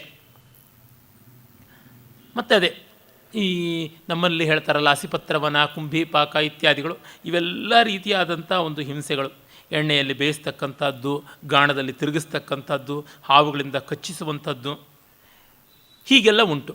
ಅದೆಲ್ಲ ಆದಮೇಲಿಂದ ನರಕದಲ್ಲಿ ದುರ್ವಾಸನೆ, ದುರ್ಗಂಧ, ಅಂಧಕಾರ, ಅವರ ಪಾಪಗಳು ಮಾತ್ರ ಕಾಣುವಷ್ಟು ಬೆಳಕಿರುತ್ತದೆ ಅಂತ ಜಾನ್ ಮಿಲ್ಟನ್ ಹೇಳ್ತಾನೆ. ನರಕದ ಬೆಳಕು ಎಷ್ಟು ಅಂದರೆ ಅವರ ಪಾಪ ತೋರುವಷ್ಟು ಮಾತ್ರ, ಅಷ್ಟು ಮಟ್ಟಿಗೆ ಇಲ್ಯುಮಿನೇಷನ್ ಉಂಟು ಅದರೊಳಗೆ ಅಂತ. ಜೊತೆಗೆ ಹಬೆ, ಉಸಿರು ಕಟ್ಟುವಂಥ ವಾತಾವರಣ. ಅಲ್ಲಿಂದ ಆಚೆಗೆ ಬರ್ತಾ ಇದ್ದಂತೆ ಎಲಿಸಿಯಂ ಉದ್ಯಾನ, ಅದು ದೇವಲೋಕಕ್ಕೆ ಸಮಾನವಾದಂಥ ಮಾನವರ ಸ್ವರ್ಗ. ಅಲ್ಲಿ ಯಾರು ಬದುಕಿನಲ್ಲಿ ಏನು ಸಂತೋಷವಾಗಿ ಮಾಡಿಕೊಂಡಿದ್ರು ಅಲ್ಲಿ ಅದೇ ಮಾಡೋಕ್ಕುಂಟು. ಬೇಟೆಯಲ್ಲಿ ಸಂತೋಷ ಕಂಡವ್ರಿಗೆ ಒಳ್ಳೊಳ್ಳೆ ಬೇಟೆ ಉಂಟು. ಒಂದು ಬಾಣವೂ ವ್ಯರ್ಥವಾಗದಂತೆ ಬೇಟೆ ಸಿಗ್ತಾ ಇರ್ತದೆ. ಆ ಹಾಡುವಂಥವ್ರಿಗೆ ಒಂದು ಅಪಶ್ರುತಿ ಇಲ್ಲದೆ ಎಲ್ಲ ಹಾಡನ್ನು ಹಾಡಿಕೊಳ್ಳುವಂಥ ಅವಕಾಶ, ಈ ರೀತಿಯಾಗಿರುವಂಥದ್ದು ಇರ್ತದೆ. ಅವರಿಗೆ ಹಾಡು, ಕುಣಿತ, ಹಣ್ಣು ಹಂಪಲು, ಊಟ ತಿಂಡಿ ಮತ್ತು ಸ್ನೇಹಿತರ ಆತ್ಮೀಯತೆ ಈ ಥರ ಎಲ್ಲ ಉಂಟು. ಯಾವ ಪಾಪವನ್ನು ಮಾಡದೇ ಇರತಕ್ಕಂಥ ಪುರೋಹಿತರು, ಭಗವದ್ಭಕ್ತರು ಮತ್ತು ದೇವವಾಣಿಯನ್ನು ತಪ್ಪಾಗಿ ತಿರುಚದೆ, ಹಣದ ಲೋಭ ಇಲ್ಲದೆ ಭವಿಷ್ಯವನ್ನು ಹೇಳ್ತಾ ಇದ್ದಂಥ ಭವಿಷ್ಯವಾದಿಗಳು, ಮತ್ತು ಹೊಸ ಹೊಸ ಅನ್ವೇಷಣೆಯಿಂದ ಲೋಕಹಿತ ಮಾಡಿದಂಥ ವಿಜ್ಞಾನಿಗಳು, ಕುಶಲಕಾರರು, ಪರರನ್ನು ಕಾರುಣ್ಯದಿಂದ ಕಂಡು ಉಪಕಾರ ಮಾಡಿದಂಥ ದಯಾಶಾಲಿಗಳು, ಮಹಾವೀರರು, ವೀರ ಸ್ವರ್ಗವನ್ನು ಕಂಡವರು, ಒಳ್ಳೆಯ ರಾಜರುಗಳು, ಪ್ರಾಮಾಣಿಕರಾದ ಸೇವಕರು, ಇವರೆಲ್ಲರೂ ಅಲ್ಲಿರ್ತಾರೆ. ಅಲ್ಲಿ ತನ್ನ ತಂದೆಯನ್ನು ಕಾಣ್ತಾನೆ. ತಂದೆಯನ್ನು ಅಪ್ಪಿಕೊಳ್ಳೋಕೆ ಅವನಿಗಾಗೋದಿಲ್ಲ. ಅವನು ಛಾಯಾ ಮಾತ್ರವಾಗಿರ್ತಾನೆ. ಮೂರು ಸರ್ತಿ ಪ್ರಯತ್ನ ಪಡ್ತಾನೆ, ಆಗೋಲ್ಲ. ಒದಿಸಿಯಾದಲ್ಲೂ ಬರುತ್ತೆ. ಒಡಿಸಿಯೂಸ್ ತನ್ನ ಸತ್ತ ತಾಯಿಯನ್ನಲ್ಲಿ ಕಾಣ್ತಾನೆ. ತಾಯಿಯನ್ನು ಹಿಡ್ಕೊಳಕ್ಕೆ ನೋಡ್ತಾನೆ, ತಾಯಿಯ ಕೈ ಹಿಡಿಯೋಕ್ಕೆ ನೋಡಿದ್ರೆ ಆಗೋಲ್ಲ, ಅವಳು ನೆರಳಿನ ತರಹ ಇರ್ತಾಳೆ. ಅಲ್ಲಿ ಹಾಗೆ, ಇಲ್ಲಿ ಈ ತರಹ. ಇವನು ಹೇಳ್ತಾನೆ ತಂದೆ, ನೋಡಪ್ಪ, ನೀವು ಇನ್ನು ಮತ್ತೆ ಪ್ರಯಾಣ ಮಾಡಬೇಕು, ಇಟಲಿಯ ಒಳಗೆ ಪ್ರಯಾಣ ಮಾಡಬೇಕು, ಸಮುದ್ರದಲ್ಲಿ ಪ್ರಯಾಣ ಮಾಡ್ಕೊಂಡು ಬನ್ನಿ. ಎಲ್ಲಿ ನಿಮಗೆ ಆಹಾರ ಪದಾರ್ಥಗಳೆಲ್ಲ ಆಗಿ ಹೋಗಿ ನಿಮಗೆ ಹಸಿವಾಗಿ ತಿನ್ನುವ ತಟ್ಟೆಗಳನ್ನೂ ನೀವು ತಿಂದು ಬಿಡ್ತೀರಲ್ಲ, ತಿನ್ನೋದಕ್ಕೆ ಇಟ್ಕೊಂಡಿರ್ತಕ್ಕಂಥ ಬಡಿಸುವ ತಟ್ಟೆಗಳನ್ನು ತಿಂತೀರಲ್ಲ, ಅಲ್ಲಿ ನಿಮ್ಮ ನೆಲೆ, ಅಲ್ಲಿಯೇ ಉಳಿಯಬೇಕು. ಅಲ್ಲಿ ಉಳಿದು ನೀವು ಸಾಮ್ರಾಜ್ಯವನ್ನು ಸ್ಥಾಪನೆ ಮಾಡಬೇಕು. ಮತ್ತು ಅಲ್ಲಿ ಎಟ್ರುಸ್ಕನ್ ಅಂತ ಒಂದು ಜನಾಂಗ ಇರುತ್ತದೆ, ಅವ್ರ ಜೊತೆ ಸಂಬಂಧ ಬೆಳೆಸಬೇಕು. ಮತ್ತು ಆ ಸ್ಥಳೀಯರು ಯಾರು ಉಂಟು, ಇಟಾಲಿಯನ್ನರು, ಅವರ ಒಬ್ಬ ರಾಜಕುಮಾರಿ ಲ್ಯಾವೆನಿಯಾ ಅಂತ, ಅವಳು ನಿನಗಾಗಿ ಕಾದಿರ್ತಾಳೆ. ಅವಳ ತಂದೆ ನಿನಗೆ ಅವಳನ್ನು ಮದುವೆ ಮಾಡಿಕೊಡ್ತಾನೆ. ಅದಕ್ಕಾಗಿ ಬೇಕಾದಷ್ಟು ಅಡ್ಡಿ ಆತಂಕಗಳು ಬರ್ತವೆ, ಆದರೆ ಏನೂ ತೊಂದರೆ ಇಲ್ಲ, ಕಡೆಗೆ ಜಯವಾಗುತ್ತದೆ, ನೀನು ಅಲ್ಲಿ ನೆಲೆ ನಿಲ್ತೀಯಾ ಅನ್ನುವ ಮಾತನ್ನು ಹೇಳ್ತಾನೆ. ಅವನು ಅದನ್ನು ಕೇಳಿಕೊಂಡು ಮತ್ತೆ ನರಕದಿಂದ ವಾಪಸ್ ಬಂದು ತನ್ನ ಹಡಗುಗಳನ್ನೆಲ್ಲ ಸಾಗಿಸಿಕೊಂಡು ಬರ್ತಾನೆ. ಇಟಲಿಯ ಪಶ್ಚಿಮ ತೀರದಲ್ಲೇ ತಿರುಗಿಕೊಂಡು ಬರುವಾಗ ಸಿರ್ಸಿ, ಒದಿಸ್ಯೂಸನನ್ನು ಮರಳು ಮಾಡಿದ್ದವಳು, ಮಂತ್ರವಾದಿನಿ, ಈಟೀಸ್ ಅಂತಕ್ಕಂಥ ಮಹಾಮಾಂತ್ರಿಕನ ಸಹೋದರಿ, ಅವಳ ಒಂದು ದ್ವೀಪ ಕಾಣಿಸುತ್ತದೆ. ಅವಳು ಬಂದಿಯಾಗಿಟ್ಟಂಥ ಮನುಷ್ಯರನ್ನೆಲ್ಲರನ್ನೂ ಹಂದಿಗಳನ್ನಾಗಿ ಹೆಗ್ಗಣಗಳನ್ನಾಗಿ ಎಲ್ಲ ಮಾಡಿರ್ತಾಳೆ. ಅವರ ಚಿತ್ಕಾರ ಪ್ರಲಾಪಗಳೆಲ್ಲ ಕೇಳಿಸ್ತಾ ಇರ್ತದೆ. ಆ ಕಡೆಗೂ ಸುಳಿಯದೆ ಮೆತ್ತಿಗೆ ಅವರು ಹೋಗ್ತಾರೆ ಅಂತ. ಅಂದರೆ ಹೋಮರ್ನ ಕಾವ್ಯ ಭಾಗವನ್ನೆಲ್ಲ ತನ್ನೊಳಗೆ ಅಳವಡಿಸಿಕೊಳ್ಬೇಕು ಅಂತ ಆಸೆ. ಯುಕ್ತಿಗೂ ಪೂರ್ಣವಾಗಿ ಅಳವಡಿಸಿಕೊಂಡಿದ್ದಾನೆ. ಈ ಚಾತುರ್ಯ ಎಲ್ಲ ವರ್ಜಿಲದ್ದು ತುಂಬ ಚೆನ್ನಾಗಿದೆ ಅಂತ ಗೊತ್ತಾಗುತ್ತದೆ. ಆಮೇಲೆ ಅವನು ನೇರವಾಗಿ ಇಟಲಿಯ ಮುಖ್ಯ ಪ್ರದೇಶಕ್ಕೆ ಬರ್ತಾನೆ. ಈ ಕಾವ್ಯದಲ್ಲಿ ಅಲ್ಲಲ್ಲಿ ವಾಗ್ದೇವಿಯ ಪ್ರಾರ್ಥನೆ ಬರ್ತಾ ಇರ್ತದೆ. ವಾಗ್ದೇವತೆಯೇ, ನನಗೆ ಪ್ರತಿಭೆ ಹೊಳಿತಾ ಇಲ್ಲ, ಈಗ ನನಗೆ ಸ್ಮೃತಿ ಮಂಕಾಗಿದೆ, ಆಲೋಚನಾ ಶಕ್ತಿ ಕಡಿಮೆಯಾಗಿದೆ, ನೀನು ತ್ರಿಕಾಲಜ್ಞೆ, ಎಲ್ಲವನ್ನೂ ಬಲ್ಲವಳು, ಹೀಗಾಗಿ ಅವ್ರು ಏನು ಮಾಡಿದ್ರು ಅನ್ನೋ ವಿವರ ನಿನಗೆ ಆ ಕಾಲದ್ದು ಗೊತ್ತು, ದಯಮಾಡಿ ನನಗೀಗ ಕರುಣಿಸು, ನನ್ನ ಕಣ್ಣುಗಳಿಗೆ ಆ ಶಕ್ತಿ ಕೊಡು ಅಂತ ಮಧ್ಯೆ ಮಧ್ಯೆ ಪ್ರಾರ್ಥನೆ ಮಾಡ್ತಾನೆ. ನಮ್ಮಲ್ಲಿ ಕುವೆಂಪು ಹೇಳ್ತಾರಲ್ಲ, ಬಾಳು ಬ್ರಹ್ಮನ ರಾಣಿ, ಬಾಳು ವೀಣಾಪಾಣಿ, ಬ್ರಹ್ಮಮಾನಸ ಮಹದ್ಗರ್ಭ ಸಂಭವೆ ವಿರಾಟ್ ಪ್ರಭವೆ ದಿವ್ಯಾನಂದ ವರದೆ ಶಾರದೆ, ನೀನು ನನಗೆ ಕೊಡು, ಏಳು ವಾಕ್ಸುಂದರಿಯ ಕೈಯ ವೀಣೆಯ ಏಳು ಮುಂದಣದ ಕಥಾ ವೃತ್ತಾಂತ ಸ್ವಾರಸ್ಯಮಂತೆಲ್ಲ ರಾಮಾಯಣ ಕಲ್ಪವೃಕ್ಷ, ರಾಮಾಯಣ ದರ್ಶನದಲ್ಲಿ ಮತ್ತು ಅವರ ಚಿತ್ರಾಂಗದಿಯಲ್ಲಿ ಮಧ್ಯೆ ಮಧ್ಯೆ ಪ್ರಾರ್ಥನೆ ಮಾಡ್ತಾನೆ. ಮಿಲ್ಟನ್ ಕೂಡ ಹಾಗೆ ಪ್ರಾರ್ಥನೆ ಮಾಡ್ತಾನೆ, ವರ್ಜಿಲ್ ಹಾಗೆ ಮಾಡ್ತಾನೆ, ಹೋಮರ್ ಮೊದಲು ಒಂದು ಮಾಡ್ತಾನೆ, ಆಮೇಲೆ ಈ ಪ್ರಾರ್ಥನೆಯೇ ಇಲ್ಲ. ಹೀಗೆ ಇದೆಲ್ಲ ಇವನು ವಿಶೇಷವಾಗಿ ತನ್ನ ಕೌಶಲವಾಗಿ ಮಾಡಿಕೊಂಡಿದ್ದು. ಆ ಇಟಾಲಿಯನ್ ಮುಖ್ಯ ಭೂಮಿಯಲ್ಲಿ ಲ್ಯಾತಿನಸ್ ಅಂತ, ಅಂದರೆ ಲ್ಯಾತಿನಸ್ ಅಂತ ರಾಜ ಇದ್ದ. ಅವನಿಗೆ ಈಗ ಗಂಡು ಸಂತಾನ ಯಾವುದೂ ಇಲ್ಲ, ಚಿಕ್ಕ ಮಗ ತೀರಿಕೊಂಡು ಬಿಟ್ಟಿದ್ದ. ಮಗಳು ಲ್ಯಾವನಿಯಾ ಅಂತ ಸುಂದರಿ ಇದ್ದಾಳೆ. ಅವಳನ್ನು ಯಾರಿಗೆ ಕೊಡಬೇಕು ಅಂತ ಶಕುನವನ್ನು ಕೇಳಿದ್ರೆ ವಿದೇಶದಿಂದ ಬರ್ತಕ್ಕಂಥ ಒಬ್ಬ ಮಹಾವೀರನಿಗೆ ಕೊಟ್ಟು ಮದುವೆ ಮಾಡಬೇಕು ಅಂತ ಗೊತ್ತಾಗುತ್ತದೆ. ಹಾಗಾಗಿ ಯಾರು ಬಂದರೂ ಕಾಯೋಣ ಅಂತ ಅಂದುಕೊಳ್ತಾ ಇರ್ತಾನೆ. ಅವನು ಮಹಾವೀರನಾಗಿರ್ತಾನೆ, ಶೂರನಾಗಿರ್ತಾನೆ, ಸುಂದರನಾಗಿರ್ತಾನೆ, ದೊಡ್ಡ ಸಮೂಹದ ಜೊತೆಗೆ ಹಡಗಿನಲ್ಲಿ ಬಂದಿರ್ತಾನೆ ಅಂತೆಲ್ಲ ಹೇಳಿರುತ್ತದೆ. ಇತ್ತ ಕಡೆ ಈನಿಯಸ್ ತನ್ನ ಪರಿವಾರದ ಜೊತೆಗೆ ಆ ಒಂದು ಲ್ಯಾತಿನಸ್ ದೊರೆಯ ರಾಜ್ಯದ ಎಲ್ಲೆಗೆ ಬಂದು ಸಮುದ್ರ ತೀರದಲ್ಲಿ ನೆಲೆ ನಿಂತುಕೊಳ್ತಾನೆ. ನಿಂತುಕೊಂಡಾಗ ದಡದಲ್ಲಿ ಹುಲ್ಲಿನ ಮೇಲೆ ಊಟಕ್ಕೆ ಕೂತ್ಕೊಳ್ತಾರೆ. ಅವರಿಗೆ ಆಹಾರ ಸಾಮಗ್ರಿ ಎಲ್ಲ ಖರ್ಚಾಗ್ತಾ ಇರ್ತದೆ. ಕೇವಲ ಒಣಗಿದ ರೊಟ್ಟಿಗಳು ಮಾತ್ರ ಇರ್ತವೆ. ಅಲ್ಲೇ ಇರ್ತಕ್ಕಂಥ ಮರಗಳ ತನಿ ಹಣ್ಣುಗಳನ್ನು ಫ್ರೆಶ್ ಫ್ರೂಟ್ಸ್ ಅವುಗಳನ್ನು ಕಿತ್ತುಕೊಂಡು ಆ ರೊಟ್ಟಿಗಳ ಮೇಲೇ ಅವ್ರು ಇಟ್ಕೊಂಡು ತಿಂತಾರೆ. ಹಣ್ಣು ತಿಂದ ಮೇಲೆ ಹೊಟ್ಟೆ ತುಂಬೋಲ್ಲ. ಆಗ ಈ ರೊಟ್ಟಿನೇ ತಿನ್ನೋಣ ಅಂತಾರೆ. ಆಗ ಹಣ್ಣಿಗೆ ತಟ್ಟೆಯಾಗಿದ್ದು ಈ ರೊಟ್ಟಿ, ಆ ರೊಟ್ಟಿಯನ್ನೇ ತಿಂತಾರೆ. ಅಂದರೆ ತಟ್ಟೆಗಳನ್ನೇ ತಿನ್ನುವಂಥ ಸ್ಥಳ ಯಾವುದಿರುತ್ತೆ ಅಲ್ಲಿಯೇ ಅವ್ರ ನೆಲೆ ಊರಬೇಕು ಅಂತ. ಇದು ಒಳ್ಳೆಯ ಚಮತ್ಕಾರಕಾರಕವಾಗುವಂಥ ರೀತಿಯಲ್ಲಿ ಸಂವಿಧಾನ ಕೌಶಲ ಇದೆ. ದೇವವಾಣಿ ನೆನಪಾಗುತ್ತದೆ. ಆಂಕಿಸೈಸ್ ಇವನ ತಂದೆ ಪ್ರೇತನಾಗಿದ್ದವನು, ಯಾವ ದಿವ್ಯವಾದ ಸ್ವರ್ಗದಲ್ಲಿ ಅವನಿದ್ದನಲ್ಲ. ಹಾಗಾಗಿ ಅವನ ಒಂದು ಮಾತು ಇವ್ರಿಗೆ ನೆನಪಾಗುತ್ತದೆ. ಹೌದು, ಇನ್ನು ನಾವು ನೆಮ್ಮದಿಯಾಗಿ ಇಲ್ಲಿ ಆ ಎಲಿಸಿಯಂ ಸ್ವರ್ಗದಲ್ಲಿದ್ದ ತಂದೆ ಹೇಳಿದ, ಆಂಕಿಸಸ್ ಹೇಳಿದ ಮಾತಿನಂತೆ ನೆಲೆಯಾಗಬೇಕು ಅಂತ ಅಂದುಕೋತಾನೆ. ಅಷ್ಟೊತ್ತಿಗೆ ಆ ಲಾತಿನಸ್ ರಾಜನ ಪರಿಚಯವಾಗುತ್ತದೆ. ಅವನು ಇವನನ್ನು ನೋಡಿ ಇವನ ಊರು, ಕೇರಿ, ಹಿನ್ನೆಲೆ ಇವುಗಳನ್ನೆಲ್ಲ ತಿಳಿದುಕೊಂಡು ತುಂಬ ಸಂತೋಷ ಪಡ್ತಾನೆ. ಸಂತೋಷಪಟ್ಟು ತನ್ನ ಮಗಳನ್ನು ಕೊಟ್ಟು ಮದುವೆ ಮಾಡಬೇಕು ಅಂತಲೂ ಕೂಡ ಅಂದುಕೋತಾನೆ. ಆದರೆ ಇಷ್ಟೊತ್ತಿಗೆ ದೇವಮಾತೆ ಜೂನೋಗೆ ಇದೆಲ್ಲ ಗೊತ್ತಾಗುತ್ತದೆ. ಉರಿಗೋಪ ಬಂದುಬಿಡುತ್ತೆ. ಇವನು ನೆಮ್ಮದಿಯಾಗಿ ಹೇಗಿರೋದಕ್ಕೆ ಸಾಧ್ಯ? ಇವನಿಲ್ಲಿ ತಳ ಊರದ ಅಂತಂದರೆ ಈ ಇಟಾಲಿಯನ್ರು ಬಲಿತು ತನ್ನ ಪ್ರೀತಿಪಾತ್ರವಾದ ಊರು ಕಾರ್ಥೇಜನ್ನು ನಾಶನ ಮಾಡ್ತಾರೆ. ಅದು ಆಗಬಾರ್ದು. ಜೊತೆಗೆ ಇವರು ಟ್ರೋಜನ್ರ ವಂಶದವರು. ಅವರು ನನಗೆ ಸೌಂದರ್ಯ ದೇವತೆಯ ಪಟ್ಟ ಕೊಡದಂತೆ ಅತಿ ಸುಂದರಿಗೆ ಅಂತ ಆ ಒಂದು ಸೇಬಿನ ಹಣ್ಣನ್ನು ನನಗೆ ವಿರುದ್ಧವಾಗಿ ವೀನಸ್ ದೇವತೆಗೆ ಕೊಟ್ಟು ಅವಮಾನ ಮಾಡಿದ್ದ ಪ್ಯಾರಿಸ್ನ ಅವನ ದಾಯಾದ ಇವನು, ಅವನ ಕಸಿನ್ ಬ್ರದರ್. ಹಾಗಾಗಿ ಇವರು ನೆಮ್ಮದಿಯಾಗಿರೋದಕ್ಕೆ ಸಾಧ್ಯ ಇಲ್ಲ ಅಂಥೇಳಿ ಅವಳು ಏನು ಮಾಡ್ತಾಳೆ, ನೇರವಾಗಿ ಹೋಗ್ಬಿಟ್ಟಿದ್ದನು ಈ ಲಾತಿನಸ್ ರಾಜನ ಹೆಂಡತಿ ರಾಣಿ ಅಮಾತ ಅಂತಿರ್ತಾಳೆ. ಅಮಾತ ಕನ್ನಡದಲ್ಲಿ ಮಾತೆಯಲ್ಲ, ಸಂಸ್ಕೃತದಲ್ಲಿ ಮಾತೆಯಲ್ಲ ಅಂತ, ಇಂಗ್ಲೀಷ್ ಉಚ್ಚಾರಣೆ ಅಮಾಟ ಅಂತ. ಆ ಅಮಾತಾಳಿಗೆ ಹೋಗಿ ಮರುಳು ಮಾಡಬೇಕು, ಅವಳ ಬುದ್ಧಿಯನ್ನು ಗೆಡಿಸಬೇಕು ಅಂತ ಹೇಳ್ಬಿಟ್ಟು ಪಾತಾಳದಲ್ಲಿದ್ದಂತಹ ಉಗ್ರ ದೇವತೆಯ ನರಕದ ಒಳಗಡೆ ಇದ್ದಂಥ ಅಲೆಕ್ಟ್ರೋ ಅನ್ನುವಂಥ ಅವಳನ್ನು ಎಬ್ಬಿಸ್ತಾಳೆ. ಎಬ್ಬಿಸಿದ ತಕ್ಷಣ ಅವಳಿಗೆ ಯುದ್ಧ, ರಕ್ತಪಾತ, ಪಾಪ, ಸಂಕಟ ಅಂದರೆ ಪರಮಾನಂದ. ಅವಳು ಭೂಮಿಯಿಂದ ಆಕಾಶದವರೆಗೆ ಒಂದೇ ಉಲ್ಕೆ ತರಹ ಹೇಳ್ತಾಳೆ. ಅವಾಗ ಅವಳಿಗೆ ಹೇಳ್ತಾಳೆ, ನೋಡು, ನೀನೀಗ ಅಮಾತ ರಾಣಿಯ ಬುದ್ಧಿ ಕೆಡಿಸಬೇಕು, ಹೋಗು. ಅವನಿಗೆ ಸಿಕ್ಕಬಾರ್ದು ಈ ಸುಂದರಿ, ಯಾವ ಲಾತಿನಸ್ನ ಮಗಳಿದ್ದಾಳಲ್ಲ ಆ ಲಾವಣಿಯ, ಅವಳು ಸಿಗಬಾರ್ದು. ಆ ರೀತಿಯಲ್ಲಿ ನೀನು ತಾಯಿಗೇನೆ ವಿಷ ಹಾಕು, ಬುದ್ಧಿಯನ್ನು ಕೆಡಿಸು ಅಂತ. ಅಲ್ಲಿ ಆ ಸ್ಥಳದಲ್ಲೇ ಮತ್ತೊಬ್ಬ ರಾಜ ಇದ್ದ. ಅವನ ಹೆಸರು ಟೊರ್ನಸ್ ಅಂತ ಲ್ಯಾಟಿನ್ ಉಚ್ಚಾರಣೆ. ಅವನಿಗೆ ಈ ಹುಡುಗಿಯನ್ನು ಕೊಟ್ಟು ಮದುವೆ ಮಾಡಬೇಕು ಅಂತ ಅವಳು ಪಟ್ಟು ಹಿಡಿಯಲಿ, ಅವನು ಸ್ಥಳೀಯ, ಅವನು ಒಳ್ಳೆಯವನು ಅಂತ ಮಾಡಲಿ ಅಂತ. ಇದು ಒಂದು ರೀತಿಯಾಗಿ ಕೈಕೇಯಿ ದಶರಥರ ಸಂಬಂಧದ ತರಹ ಆಗಿಬಿಡುತ್ತೆ. ಇವಳು ತಕ್ಷಣವೇ ಆ ಎಲೆಕ್ಟ್ರೋಳ ಒಂದು ಭಯಾನಕವಾದ ವಿಷ ಚಿಂತನೆಗೆ ತುತ್ತಾಗ್ಬಿಡ್ತಾಳೆ. ಮಂತ್ರೆ ಹೇಗೆ ಕೈಕೇಯಿಯನ್ನು ಮಂಕು ಮಾಡ್ತಾಳೆ ಆ ರೀತಿಯಾಗಿ ಆ ಎಲೆಕ್ಟ್ರೋಳ್ಗೆ ಹಾವುಗಳೇ ತಲೆ ಕೂದಲುಗಳಾಗಿರುತ್ತೆ. ಮೆದೂಸಾ ಅಂತ ಅವಳು ಒಬ್ಬಳು ರಾಕ್ಷಸಿ ಇದ್ದಳು, ಅವಳು ತಲೆಯೂ ಹಾಗೇನೆ. ಅವಳ ತಲೆಯನ್ನು ಪರ್ಸಿಯಸ್ ಅಂತ ಮಹಾವೀರ ಛೇದನ ಮಾಡಿದ್ದ. ಆ ತಲೆಯನ್ನು ಕಂಡವರೆಲ್ಲ ಕಲ್ಲಾಗಿಬಿಡ್ತಾರೆ ಅಂತ ಈ ಥರ ಎಲ್ಲ ಕಥೆ ಬರ್ತದೆ. ಆಸಕ್ತರು ಬೇಕಾದರೆ ಹಳೆಯದೊಂದು ಸಿನಿಮಾ ಬಂದಿತ್ತು, ಅದು ಕ್ಲಾಶ್ ಆಫ್ ದಿ ಟೈಟನ್ಸ್ ಅಂತ. ಈಚೆಗೆ ಅದು ಮತ್ತೆ ಇನ್ನೊಂದು ರೂಪದಲ್ಲಿ ಬಂತು, ಚೆನ್ನಾಗಿಲ್ಲ. ಹಳೆಯದು ಚೆನ್ನಾಗಿದೆ, ಅದರೊಳಗೂ ಸ್ವಲ್ಪ ಕಮರ್ಷಿಯಲ್ ಲಿಬರ್ಟೀಸ್ ತೊಗೊಂಡಿದ್ದಾನೆ, ಆದರೂ ಪರವಾಗಿಲ್ಲ. ಹೊಸದನ್ನು ನೋಡಿದ್ರೆ ಹಳೆಯದೇ ಮೇಲು ಅಂತ ಅನಿಸುತ್ತೆ. ಅವಳು ತನ್ನ ತಲೆ ಕೂದಲು ಒಂದನ್ನು ಕಿತ್ತು ಅವಳ ಎದೆಯ ಮೇಲೆ ಹಾಕ್ತಾಳೆ. ಅದೊಂದು ಭಯಾನಕ ಸರ್ಪವಾಗಿ ಮಾರ್ಪಟ್ಟು ಅವಳ ಎದೆಯಲ್ಲಿ ವಿಷವನ್ನು ತುಂಬುತ್ತದೆ. ಆಗ ಅವಳು ಗಂಡನ ಹತ್ತಿರಕ್ಕೆ ಹೋಗಿಬಿಟ್ಟು ಮಾತಾಡ್ತಾಳೆ. ಗಂಡ ಇವಳನ್ನು ಅನುನಯಿಸಿ ಮಗಳಿಗೆ ಒಳ್ಳೆಯ ಸಂಬಂಧ ಬಂದಿದೆ ಲಾವಣಿಯಾಗೆ, ನೋಡು ಈ ತರಹ ಇನಿಯಾಸ್ ಅಂತಂದರೆ. ನೇರ ರಾಮನಿಗೆ ಪಟ್ಟಾಭಿಷೇಕ ಅಂತ ಹೇಳೋದಕ್ಕೆ ದಶರಥ ಬಂದಾಗ ಹೇಗೆ ಕೈಕೇಯಿ ಮಾಡ್ತಾಳೆ ಆ ರೀತಿಯನ್ನೇ ಇವಳು ಅಮಾಟ ತಾನು ರಗಳೆಯನ್ನು ಎತ್ತುತ್ತಾಳೆ. ಅಷ್ಟು ಮಾತ್ರವಲ್ಲ, ಈ ಟರ್ನಸ್ಸು ಸ್ಥಳೀಯ ಅಂತ ನೀನು ಅಂದುಕೊಂಡಿದ್ದೀಯಾ, ಆದರೆ ಅವನ ಮೂಲವನ್ನು ಹುಡ್ಕೊಂಡು ಹೋದರೆ ಅವರು ಗ್ರೀಸ್ ದೇಶದಿಂದ ಬಂದವರು, ಅಂದರೆ ಅವರು ವಿದೇಶಿಯರೇ, ಹಾಗಾಗಿ ಇವನು ಕೊಡು, ಪರವಾಗಿಲ್ಲ, ಮದುವೆ ಮಾಡ್ಬೋದು, ನನ್ನ ಮಗಳು ಬೇರೆ ಅಂತ ಅಷ್ಟಕ್ಕೆ ಹೇಳಿ ಗಂಡ ಒಪ್ಪದೇ ಇದ್ದಾಗ ಬೀದಿಯಲ್ಲಿ ಹೋಗ್ಬಿಟ್ಟು ಹುಚ್ಚು ಕೆರಳಿ ತನ್ನ ಮೇಲೆ ದೇವರು ಬಂದುಬಿಟ್ಟಿದ್ದಾರೆ, ಮದ್ಯಾಧಿದೇವತೆಯಾದ ಬ್ಯಾಕಸ್, ಅಂದರೆ ಗ್ರೀಕರಲ್ಲಿ ಪ್ರಕಾರವಾಗಿ ಆತನನ್ನು ದ್ಯೂನಿಸಸ್ ಅಂತ ಕರೀತಾನೆ.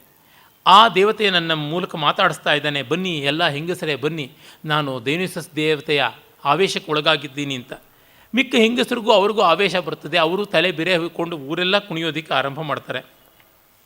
ಹೀಗೆ ಅದೊಂದು ಮಹಾ ಕೋಲಾಹಲ ಆಗಿಬಿಡ್ತದೆ. ಮತ್ತು ಆ ಟರ್ನಸ್ ಯಾವನಿದ್ದಾನೆ ಅವನಿಗೆ ಹೋಗಿ ಇವಳು ಆ ಉಗ್ರ ದೇವತೆ, ನೀನು ಹೋಗಿ ಈನಿಯಾಸನನ್ನು ಯುದ್ಧದಲ್ಲಿ ಎದುರಿಸು, ಆ ಮೂಲಕವಾಗಿ ಅವನು ಸಾಯಲಿ, ನೀನು ಮತ್ತೆ ಆ ಲಾವಣಿಯಾಳನ್ನು ಮದುವೆ ಆಗಬಹುದು ಅಂತ ಒಂದು ದೊಡ್ಡ ಯುದ್ಧಕ್ಕೆ ತಯಾರು ಮಾಡ್ತಾಳೆ.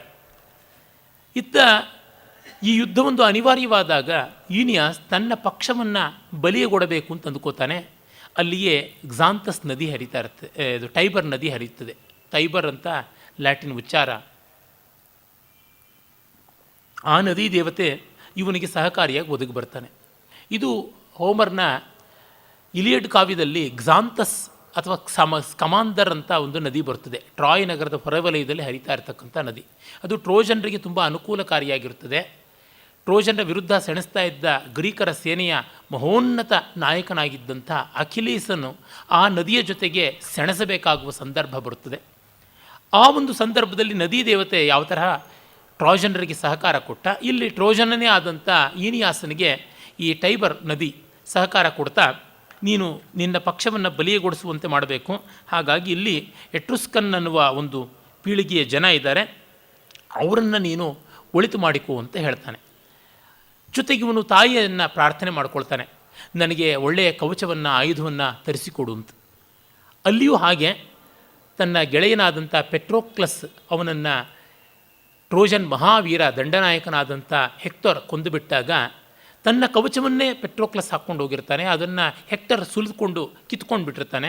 ತನಗೆ ಕವಚ ಇಲ್ಲ, ಸೇಡು ತೀರಿಸ್ಕೊಳ್ಬೇಕು, ಏನು ಮಾಡೋದು ಗೊತ್ತಾಗೋಲ್ಲ. ಅಖಿಲೀಸ್ ತನ್ನ ದೇವಮಾತೆ, ತನ್ನ ತಾಯಿ ದೇವತೆ, ಸಮುದ್ರ ದೇವತೆಯಾದಂಥ ಸಮುದ್ರ ದೇವ ಕನ್ಯಕೆಯರಲ್ಲಿ ಒಬ್ಬಳಾದ ಥೆಟಿಸ್, ಅವಳನ್ನು ಬೇಡ್ಕೋತಾನೆ. ಥೆಥಿಸ್ ಅಂತ ಗ್ರೀಕ್ ಉಚ್ಚಾರ. ಆಗ ಅವಳು ಸಮುದ್ರದ ತಳದಿಂದ ಎದ್ದು ಬರ್ತಾಳೆ. ಆ ಕಥೆಯನ್ನೆಲ್ಲ ನಾನು ಹಿಂದೆಯೇ ಹೇಳಿದ್ದೆ. ಅದೊಂದು ರೀತಿಯಾಗಿ ಗಂಗೆ ಶಂತನುವಿನ ಕಥೆ ಇದ್ದಂತೆ. ಇವನು ಎಂಟನೇ ಮಗ. 7 ಜನ ಮಕ್ಕಳನ್ನು ಅವಳು ಬೆಂಕಿಗೆ ಹಾಕಿ ಸಾಯಿಸಿರ್ತಾಳೆ. ಅಂದರೆ ಅವ್ರನ್ನೆಲ್ಲರನ್ನು ದೇವತೆಗಳನ್ನಾಗಿ ಮಾಡಿರ್ತಾಳೆ. ಅಖಿಲೀಸ್ ಕೊನೆಯವನು. ಅವನನ್ನು ಮಗುವಾಗಿದ್ದಾಗ ಬೆಂಕಿಗೆ ಒಡ್ಡಿರ್ತಾಳೆ ಹಿಮ್ಮಡಿಯನ್ನು ಹಿಡ್ಕೊಂಡು. ಆಗ ಗಂಡ ಪೀಲಿಯೋಸ್ ಬಂದು ಈ ಮಗುವನ್ನಾದರೂ ಉಳಿಸ್ಕೊಳ್ಳೋಣ, ಇದನ್ನು ಯಾತಕ್ಕೆ ಬೆಂಕಿಗೆ ಹಾಕ್ತಿ ಅಂತ ಎಳೆದ್ಬಿಡ್ತಾನೆ. ಅಯ್ಯೋ ಅವಿವೇಕಿ, ಇವನನ್ನು ಪೂರ್ತಿ ವಜ್ರಕಾಯನನ್ನಾಗಿ ಮಾಡಬೇಕು ಅಂತಿದ್ದೆ, ಹಿಮ್ಮಡಿ ಹಿಡ್ಕೊಂಡಿದ್ದೆ, ದಿವ್ಯಾಗ್ನಿಯಲ್ಲಿ ಬೇಯಿಸ್ತಾ ಇದ್ದೆ, ಈ ಹಿಮ್ಮಡಿಯಲ್ಲೇ ಇವನು ಪ್ರಾಣ ಅಂತ. ಕೊನೆಗೆ ಅವನ ಹಿಮ್ಮಡಿಯಲ್ಲಿ ಪ್ಯಾರಿಸ್ನಿಂದ ಹೊಡೆಯಲ್ಪಟ್ಟು ಸಾಯ್ತಾನೆ. ಇಂಗ್ಲೀಷ್ನಲ್ಲಿ ಅದೊಂದು ಈಡಿಯಮ್ ಆಗಿದೆ, ಅಖಿಲೀಸ್ ಫುಟ್ ಅಂತ. ಒಬ್ಬರ ದೌರ್ಬಲ್ಯ ಯಾವುದಿದೆ ಅದಕ್ಕೆ ಹಾಗೆ ಹೇಳ್ತಾರೆ. ಆ ರೀತಿಯಾದ ಸಂದರ್ಭವನ್ನು ಇಲ್ಲಿ ತರ್ತಾನೆ. ಅಖಿಲೀಸ್ ಹಾಗೆ 10 ಗೋಳಾಡಿದಾಗ ತಾಯಿ ಥೆಥಿಸ್ ಬಂದು, ದೇವಲೋಕದ ಶಿಲ್ಪಿ, ನಮ್ಮಲ್ಲಿ ತ್ವಷ್ಟ್ರ ಅಥವಾ ವಿಶ್ವಕರ್ಮ ಅಂತ ಏನು ಹೇಳ್ತೀವಿ, ಹಾಗೆ ಅಲ್ಲಿ ಹೆಫಿಸ್ತೋಸ್, ಇಲ್ಲಿ ಅವನನ್ನು ವಲ್ಕನ್ ಅಂತ ಗ್ರೀಕರು ಕರೀತಾರೆ. ಅವನ ಬಳಿಗೆ ಹೋಗಿ ಅವಳು ಕವಚ ಮಾಡಿಸ್ಕೊಂಡು ಬರ್ತಾಳೆ. ಆ ಕವಚದ ಮೇಲೆ ಬಗೆ ಬಗೆಯ ಚಿತ್ತಾರಗಳು, ನಕಾಸೆಗಳು ಎಲ್ಲ ಇರುತ್ತವೆ. ಅದು ಗ್ರೀಕರ ಜನಜೀವನವನ್ನೇ ತಿಳಿಸುವಂಥದ್ದು. ನಾನು ಬಹಳ ವಿಸ್ತಾರವಾಗಿ ಅದನ್ನೆಲ್ಲ ಹೇಳಿದ್ದೆ. ಇಲ್ಲಿ ಆ ರೀತಿಯಲ್ಲೇ ವಲ್ಕನ್ನ ಹತ್ತಿರ ವೀನಸ್ ಹೋಗ್ಬಿಟ್ಟು ಇವನಿಗೆ ಬೇಕಾದ ಕವಚವನ್ನು, ಆಯುಧವನ್ನು ಮಾಡಿಸ್ಕೊಂಡು ಬರ್ತಾಳೆ. ಅದರಲ್ಲಿ ಗ್ರೀಕರ ಜನಜೀವನ ಅಲ್ಲ, ರೋಮನರ ವೈಭವ ಇರುತ್ತದೆ. ರೋಮನರ ವೈಭವ, ಭವಿಷ್ಯತ್ ಕಥನ, ಮುಂದೆ ಬರುವ ರಾಜರುಗಳು, ಅವರು ಮಾಡುವ ಯುದ್ಧಗಳು, ಮತ್ತು ಯಾವ ರೀತಿಯಲ್ಲಿ ಮಾರ್ಸ್ ದೇವತೆಯ ಗುಹೆಯಲ್ಲಿ ತೋಳದ ಹಾಲಿನಲ್ಲಿ ಬೆಳೆದಂಥ ರೀಮಸ್ ಮತ್ತು ರೋಮಿಲಸ್ ಅಂತ ಇಬ್ಬರು ಮಕ್ಕಳು, ಅವರಿಂದಲೇ ರೋಮ್ ನಗರ ಅದು ಆರಂಭವಾದದ್ದು, ರೋಮಿಲಸ್ನಿಂದಲೇ ರೋಮ್ ನಗರ ಹುಟ್ಟಿದ್ದು, ಇವುಗಳದೆಲ್ಲ ಚಿತ್ರ. ಮತ್ತು ರಂಗಮಂಟಪಗಳು, ಕಲಾಸಿಯಮ್ಗಳು, ಅಲ್ಲಿ ಆ ಒಂದು ವಿಲಾಸ ವಿಭ್ರಮಗಳನ್ನು ಪ್ರಾಣಿಗಳ ಜೊತೆಗೆ ಮನುಷ್ಯರೇನೆ ಸೆಣಸಾಡುವಂಥದ್ದನ್ನು ನೋಡೋದಕ್ಕೆ ಬಂದ ಹೆಂಗಸರು. ಆ ಹೆಂಗಸರು ಕೂತಿದ್ದಂತೆಯೇ ಅವ್ರನ್ನ ಕಾನೂನಿಗೆ ವಿರುದ್ಧವಾಗಿ ಅಪಹರಣ ಮಾಡಿಕೊಂಡು ಹೋಗೋದಕ್ಕೆ ಬರ್ತಕ್ಕಂಥ ತುಡುಗರು, ಮತ್ತು ರಾಜರುಗಳಿಗೆ ನಡೀತಾ ಇದ್ದಂಥ ನಿರಂತರ ಯುದ್ಧಗಳು, ಸಂಧಿಗಳು, ಒಪ್ಪಂದಗಳು, ಅರ್ಥವಾಗದ ಎಷ್ಟೋ ಭವಿಷ್ಯತ್ ಕಾಲದ ಘಟನೆಗಳು, ಇವೆಲ್ಲವನ್ನೂ ಕೂಡ ಅಲ್ಲಿ ಚಿತ್ರಿಸಿರ್ತದೆ. ಸ್ವರ್ಗ ನರಕಗಳ ಚಿತ್ರಣ ಕೂಡ ಇರ್ತದೆ ಅಂತೆಲ್ಲ ಬರ್ತದೆ. ಅಂದರೆ ಒಂದೊಂದು ಹೋಮರ್ ಏನು ಮಾಡ್ದ ಅದನ್ನೆಲ್ಲ ಇವನು ತಗೊಂಡು ಇನ್ನೊಂದಿಷ್ಟು ಸೇರಿಸ್ತಾನೆ. ಇದು ಹೇಗೆ ಅಂತಂದರೆ, ಭಾರವಿಯ ಕಿರಾತಾರ್ಜುನೀಯಕ್ಕೆ ಮಾಘ ಶಿಶುಪಾಲವಧ ಮಾಡದಂತೆ. ಭಾರವಿ ಕಿರಾತಾರ್ಜುನಿಯದ 1ನೇ ಸರ್ಗದಲ್ಲಿ ಧರ್ಮರಾಜನ ಬಳಿಗೆ ವನೇಚರ, ದುರ್ಯೋಧನ ರಾಜ್ಯದ ಆಗುಹೋಗುಗಳನ್ನು ತಿಳ್ಕೊಂಡು ಬರುವ ದೂತನಾಗಿ ಹೋಗಿದ್ದವನು ಸವರ್ಣಿಲಿಂಗಿ ವಿದಿತ ಸಮಾಯಯೋ ಯುಧಿಷ್ಠಿರಂ ದ್ವೈತವನೇ ವನೇಚರ ಅಂತ ಬಂದಂತೆ. ಇಲ್ಲಿ ಶಿಶುಪಾಲವಧದಲ್ಲಿ ನಾರದ ಶಿಶುಪಾಲನ ದೌರ್ಜನ್ಯವನ್ನೆಲ್ಲ ತಿಳಿಸೋದಕ್ಕೆ, ಅವನ ಪೂರ್ವ ಜನ್ಮಗಳು ಯಾವುದಿದ್ವು, ಹಿರಣ್ಯಕಶಿಪವಾಗಿದ್ದ, ರಾವಣನಾಗಿದ್ದ ಅನ್ನೋದನ್ನು ತಿಳಿಸೋದಕ್ಕೆ ಕೃಷ್ಣನ ಬಳಿಗೆ ಬರ್ತಾನೆ. ಶ್ರೀಯಃಪತಿ ಅಶಾಸಿತುಂ ಜಗನ್ನಿವಾಸೋ ವಸುದೇವ ಸದ್ಮನಿ ವಸಂತ ದರ್ಶಾವತರಂತ ಮಂಬರಾತ್ ಹಿರಣ್ಯ ಗರ್ಭಾಂಗ ಭುವಂ ಮುನಿಂ ಹರಿಹಿ ಅಂತ ಈ ರೀತಿಯಾಗಿ ಬರುವಂಥ ಮಾತು. ಆಮೇಲೆ 2ನೇ ಸರ್ಗದಲ್ಲಿ ಭೀಮ ದ್ರೌಪದಿಯರ ಜೊತೆಗೆ ಧರ್ಮರಾಜ ಮಂತ್ರಾಲೋಚನೆ ಮಾಡಿದ್ರೆ, ಇಲ್ಲಿ 2ನೇ ಸರ್ಗದಲ್ಲಿ ಉದ್ಧವ ಬಲರಾಮರ ಜೊತೆಗೆ ಕೃಷ್ಣ ಮಂತ್ರಾಲೋಚನೆ ಮಾಡ್ತಾನೆ. 3ನೇ ಸರ್ಗದಲ್ಲಿ ಅರ್ಜುನ ಇಂದ್ರಕೀಲಕ್ಕೆ ಹೊರಟರೆ ಭಾರವೀಯ ಕಾವ್ಯದಲ್ಲಿ, ಇಲ್ಲಿ 3ನೇ ಸರ್ಗದಲ್ಲಿ ಕೃಷ್ಣ ಪಾಂಡವರಿದ್ದಂಥ ಇಂದ್ರಪ್ರಸ್ಥಕ್ಕೆ ರಾಜಸೂಯಾಗಕ್ಕಾಗಿ ಯಾತ್ರೆ ಹೊರಡ್ತಾನೆ. ಅಲ್ಲಿ ಮುಂದೆ 4ನೇ ಸರ್ಗದಲ್ಲಿ ಋತುವರ್ಣನೆ ಬಂದರೆ, ಇಲ್ಲಿ ಹಾಗೇನೆ ಅಲ್ಲಿ ಬರೀ ಶರತ್ಕಾಲದ ಋತುವರ್ಣನೆ ಬಂದರೆ, ಶಿಶುಪಾಲವದಲ್ಲಿ ಎಲ್ಲ ಋತುಗಳ ವರ್ಣನೆ ಮಾಡ್ತಾನೆ. ಅವನು ಸೇರು ಅಂದರೆ ಅವನು ಸವ್ವಾ ಸೇರು ಅಂತ. ಮತ್ತು ಅಲ್ಲಿ ರೈವತಕಾದ್ರಿ ವರ್ಣನೆ ಮಾಡ್ತಾನೆ ಮಾಘ. ಭಾರವಿ ಹಿಮಾಲಯದ ವರ್ಣನೆ ಮಾಡಿದರೆ ಇಲ್ಲಿ ರೈವತಕಾದ್ರಿ ವರ್ಣನೆ ಬರುತ್ತದೆ. ಆಮೇಲೆ ಅಲ್ಲಿ ಅಪ್ಸರೆಯರ, ಗಂಧರ್ವರ ವಿಲಾಸ ವಿಭ್ರಮಾದಿಗಳು, ಪುಷ್ಪಾವಚಯ, ಜಲಕ್ರೀಡಾ, ಸೂರ್ಯಾಸ್ತ, ಚಂದ್ರೋದಯ, ಮಧುಪಾನ, ಸುರತ ಬಂದರೆ ಇಲ್ಲಿ ಯಾದವ ಪ್ರಮುಖರದು ಇವೆಲ್ಲ ಘಟನೆಗಳನ್ನು ವರ್ಣಿಸ್ತಾನೆ. ಮತ್ತು ಅಲ್ಲಿ ಅರ್ಜುನನ ಜೊತೆಗೆ ಶಿವಗಣಗಳ ಯುದ್ಧ ನಡೆಯೋದು ಬಂದರೆ, ಇಲ್ಲಿ ಕೃಷ್ಣನ ಜೊತೆಗೆ ಶಿಶುಪಾಲನ ಜೊತೆಗೆ ಸಂಗ್ರಾಮ ನಡೆಯುವಂಥದ್ದು ಮಾಡ್ತಾನೆ. ಅಲ್ಲಿ ಕುಮಾರಸ್ವಾಮಿ ಅರ್ಜುನನ ದಾಳಿಗೆ ತುತ್ತಾಗಿ ಶಿವಗಣಗಳು ತತ್ತರಿಸಿ ಓಡಿ ಹೋಗ್ತಾ ಇದ್ದರೆ ಅವ್ರನ್ನ ಎಚ್ಚರಿಸೋದಕ್ಕೆ ಚಿತ್ರಕವಿತೆಯನ್ನು ಹೇಳಿದ್ರೆ, ಇಲ್ಲಿ ಹಾಗೇ ಚಿತ್ರಕವಿತೆ ಬರುತ್ತೆ. ಅಲ್ಲಿ ಭಾರವಿ ಒಂದು ದ್ವಕ್ಷರ ಪದ್ಯವನ್ನು ಬರೆದರೆ ಚಾರು ಚುಂಚುಚ್ಚರಾಚೀರೆ ಅಂತ ಇಲ್ಲಿ 8 ದ್ವಕ್ಷರಗಳನ್ನು ಬರೀತಾನೆ. ಅಲ್ಲಿ ಅವನು ಏಕಾಕ್ಷರ, ಗೋಮೂತ್ರಿಕ, ಪ್ರತಿಲೋಮಾನುಲೋಮ ಮತ್ತು ಸಮಾನಪಾದ, ಮಹಾಯಮಕ ಇತ್ಯಾದಿಗಳನ್ನು ಮಾಡಿದ್ರೆ, ಇಲ್ಲಿ ಇವನು ಅಷ್ಟಕ್ಕೆ ನಿಲ್ಲದೆ ಖಡ್ಗಬಂಧ, ಚಕ್ರಬಂಧ ಮತ್ತು ಗತಪ್ರತ್ಯಾಗತ ಈ ಥರದ್ದು ಇನ್ನೂ ಬೇಕಾದದ್ದೆಲ್ಲ ಚಿತ್ರಕವಿತೆಯನ್ನು ಮಾಡ್ತಾನೆ. ತಾತ್ಪರ್ಯ ಏನು, ಅವನಿಗಿಂತ ಜಾಸ್ತಿ ಅಂತ ತೋರಿಸ್ಬೇಕು ಅಂತ. ಆದರೆ ಒರಿಜಿನಲ್ ಫಾರ್ಮುಲಾ ಭಾರವಿ ಇದು. ಇವನದರ ಇಮಿಟೇಟರು, ಅಂದರೆ ರೀಮೇಕ್ ಫಿಲ್ಮ್ ಮಾಡೋದಂತೆ ಮಾಘ. ವರ್ಜಿಲ್ ಕೂಡ ಅದೇನೆ, ಒರಿಜಿನಲ್ ಹೋಮರು, ಇವನು ರೀಮೇಕು. ಎಷ್ಟು ಕೌಶಲ ತೋರಿಸಿದ್ರು ಆ ಮೂಲದ ಕವಿಯ ಜಾಡಲ್ಲೇ ಹೋಗಿದ್ದಾನೆ, ಅದನ್ನು ಮೀರುವ ಪ್ರಯತ್ನ ಮಾಡ್ತಾನೆ ಅನ್ನುವಂಥದ್ದು ಗೊತ್ತಾಗುತ್ತದೆ. ಆದರೆ ಮೀರೋಕ್ಕಾಗೋದಿಲ್ಲ ಅನ್ನೋದು ಗೊತ್ತಾಗುತ್ತದೆ.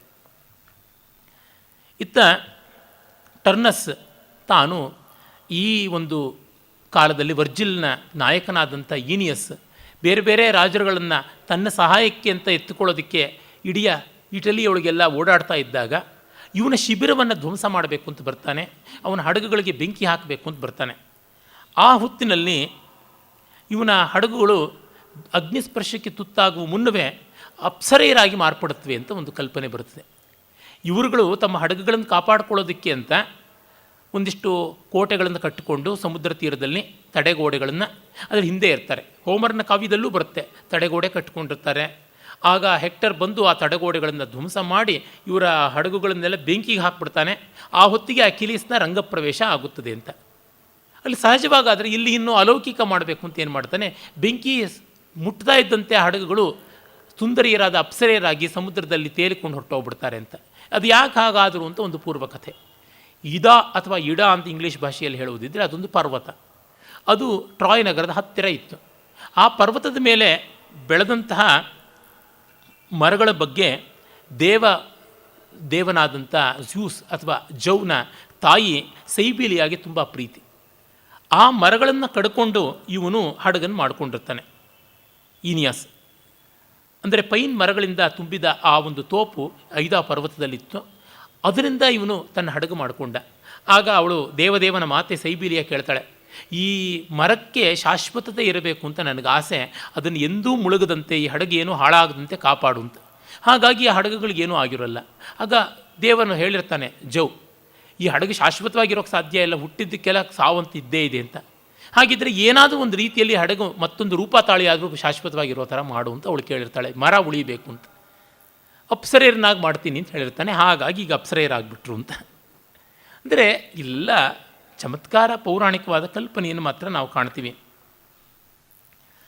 ಆಮೇಲೆ ಈನಿಯಾಸ್ ಇಲ್ಲದೆ ಇದ್ದಾಗ ಆ ಶಿಬಿರದಲ್ಲೆಲ್ಲ ಅವನು ಟರ್ನಸ್ ಬಂದು ಯಥೇಷ್ಟವಾಗಿ ಕೋಲಾಹಲವನ್ನು ಮಾಡಿಬಿಡ್ತಾನೆ. ಮತ್ತು ಇತ್ತ ದೇವತೆಗಳಲ್ಲಿ ಜಗಳ ಆರಂಭವಾಗುತ್ತದೆ.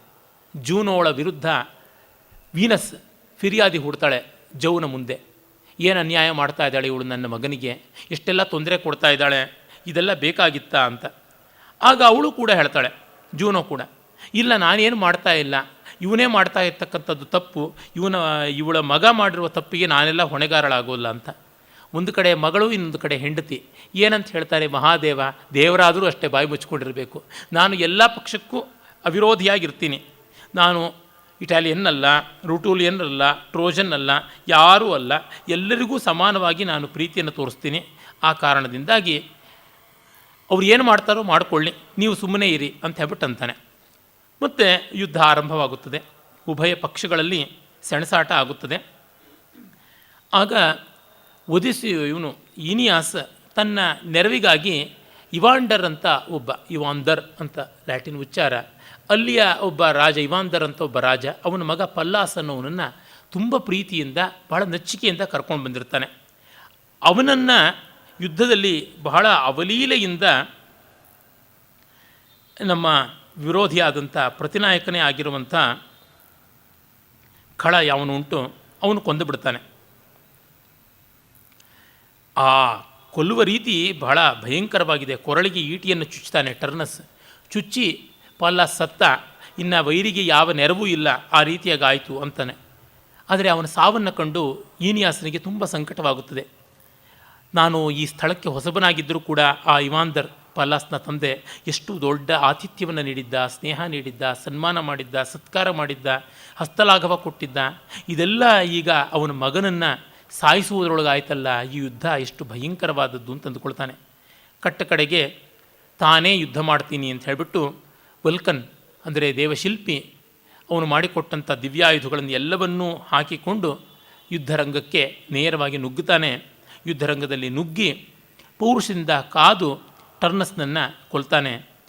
ಕೊಂದ ಮೇಲೆ ತಾನು ರಾಜಕುಮಾರಿ ಲಾವನಿಯಾಳನ್ನು ಮದುವೆ ಆಗ್ತಾನೆ.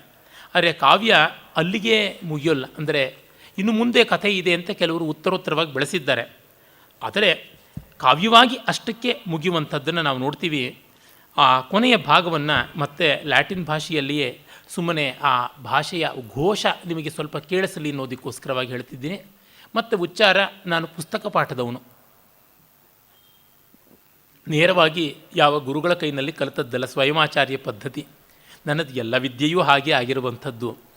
ಅದರಿಂದಾಗಿ ಉಚ್ಚಾರಣೆ ಅದೇ ಇರುತ್ತದೆ ಅಂತ ಹೇಳೋದಕ್ಕೆ ಆಗೋಲ್ಲ. ಕೂಡಿದ ಮಟ್ಟಿಗೂ ವ್ಯಾಕರಣಕಾರರು, ಶಿಕ್ಷಾಶಾಸ್ತ್ರಕಾರರು ಏನು ಹೇಳಿದ್ದಾರೆ ಅದನ್ನು ಗಮನಿಸಿಕೊಂಡು ಮಾಡಿದ್ದೀನಿ.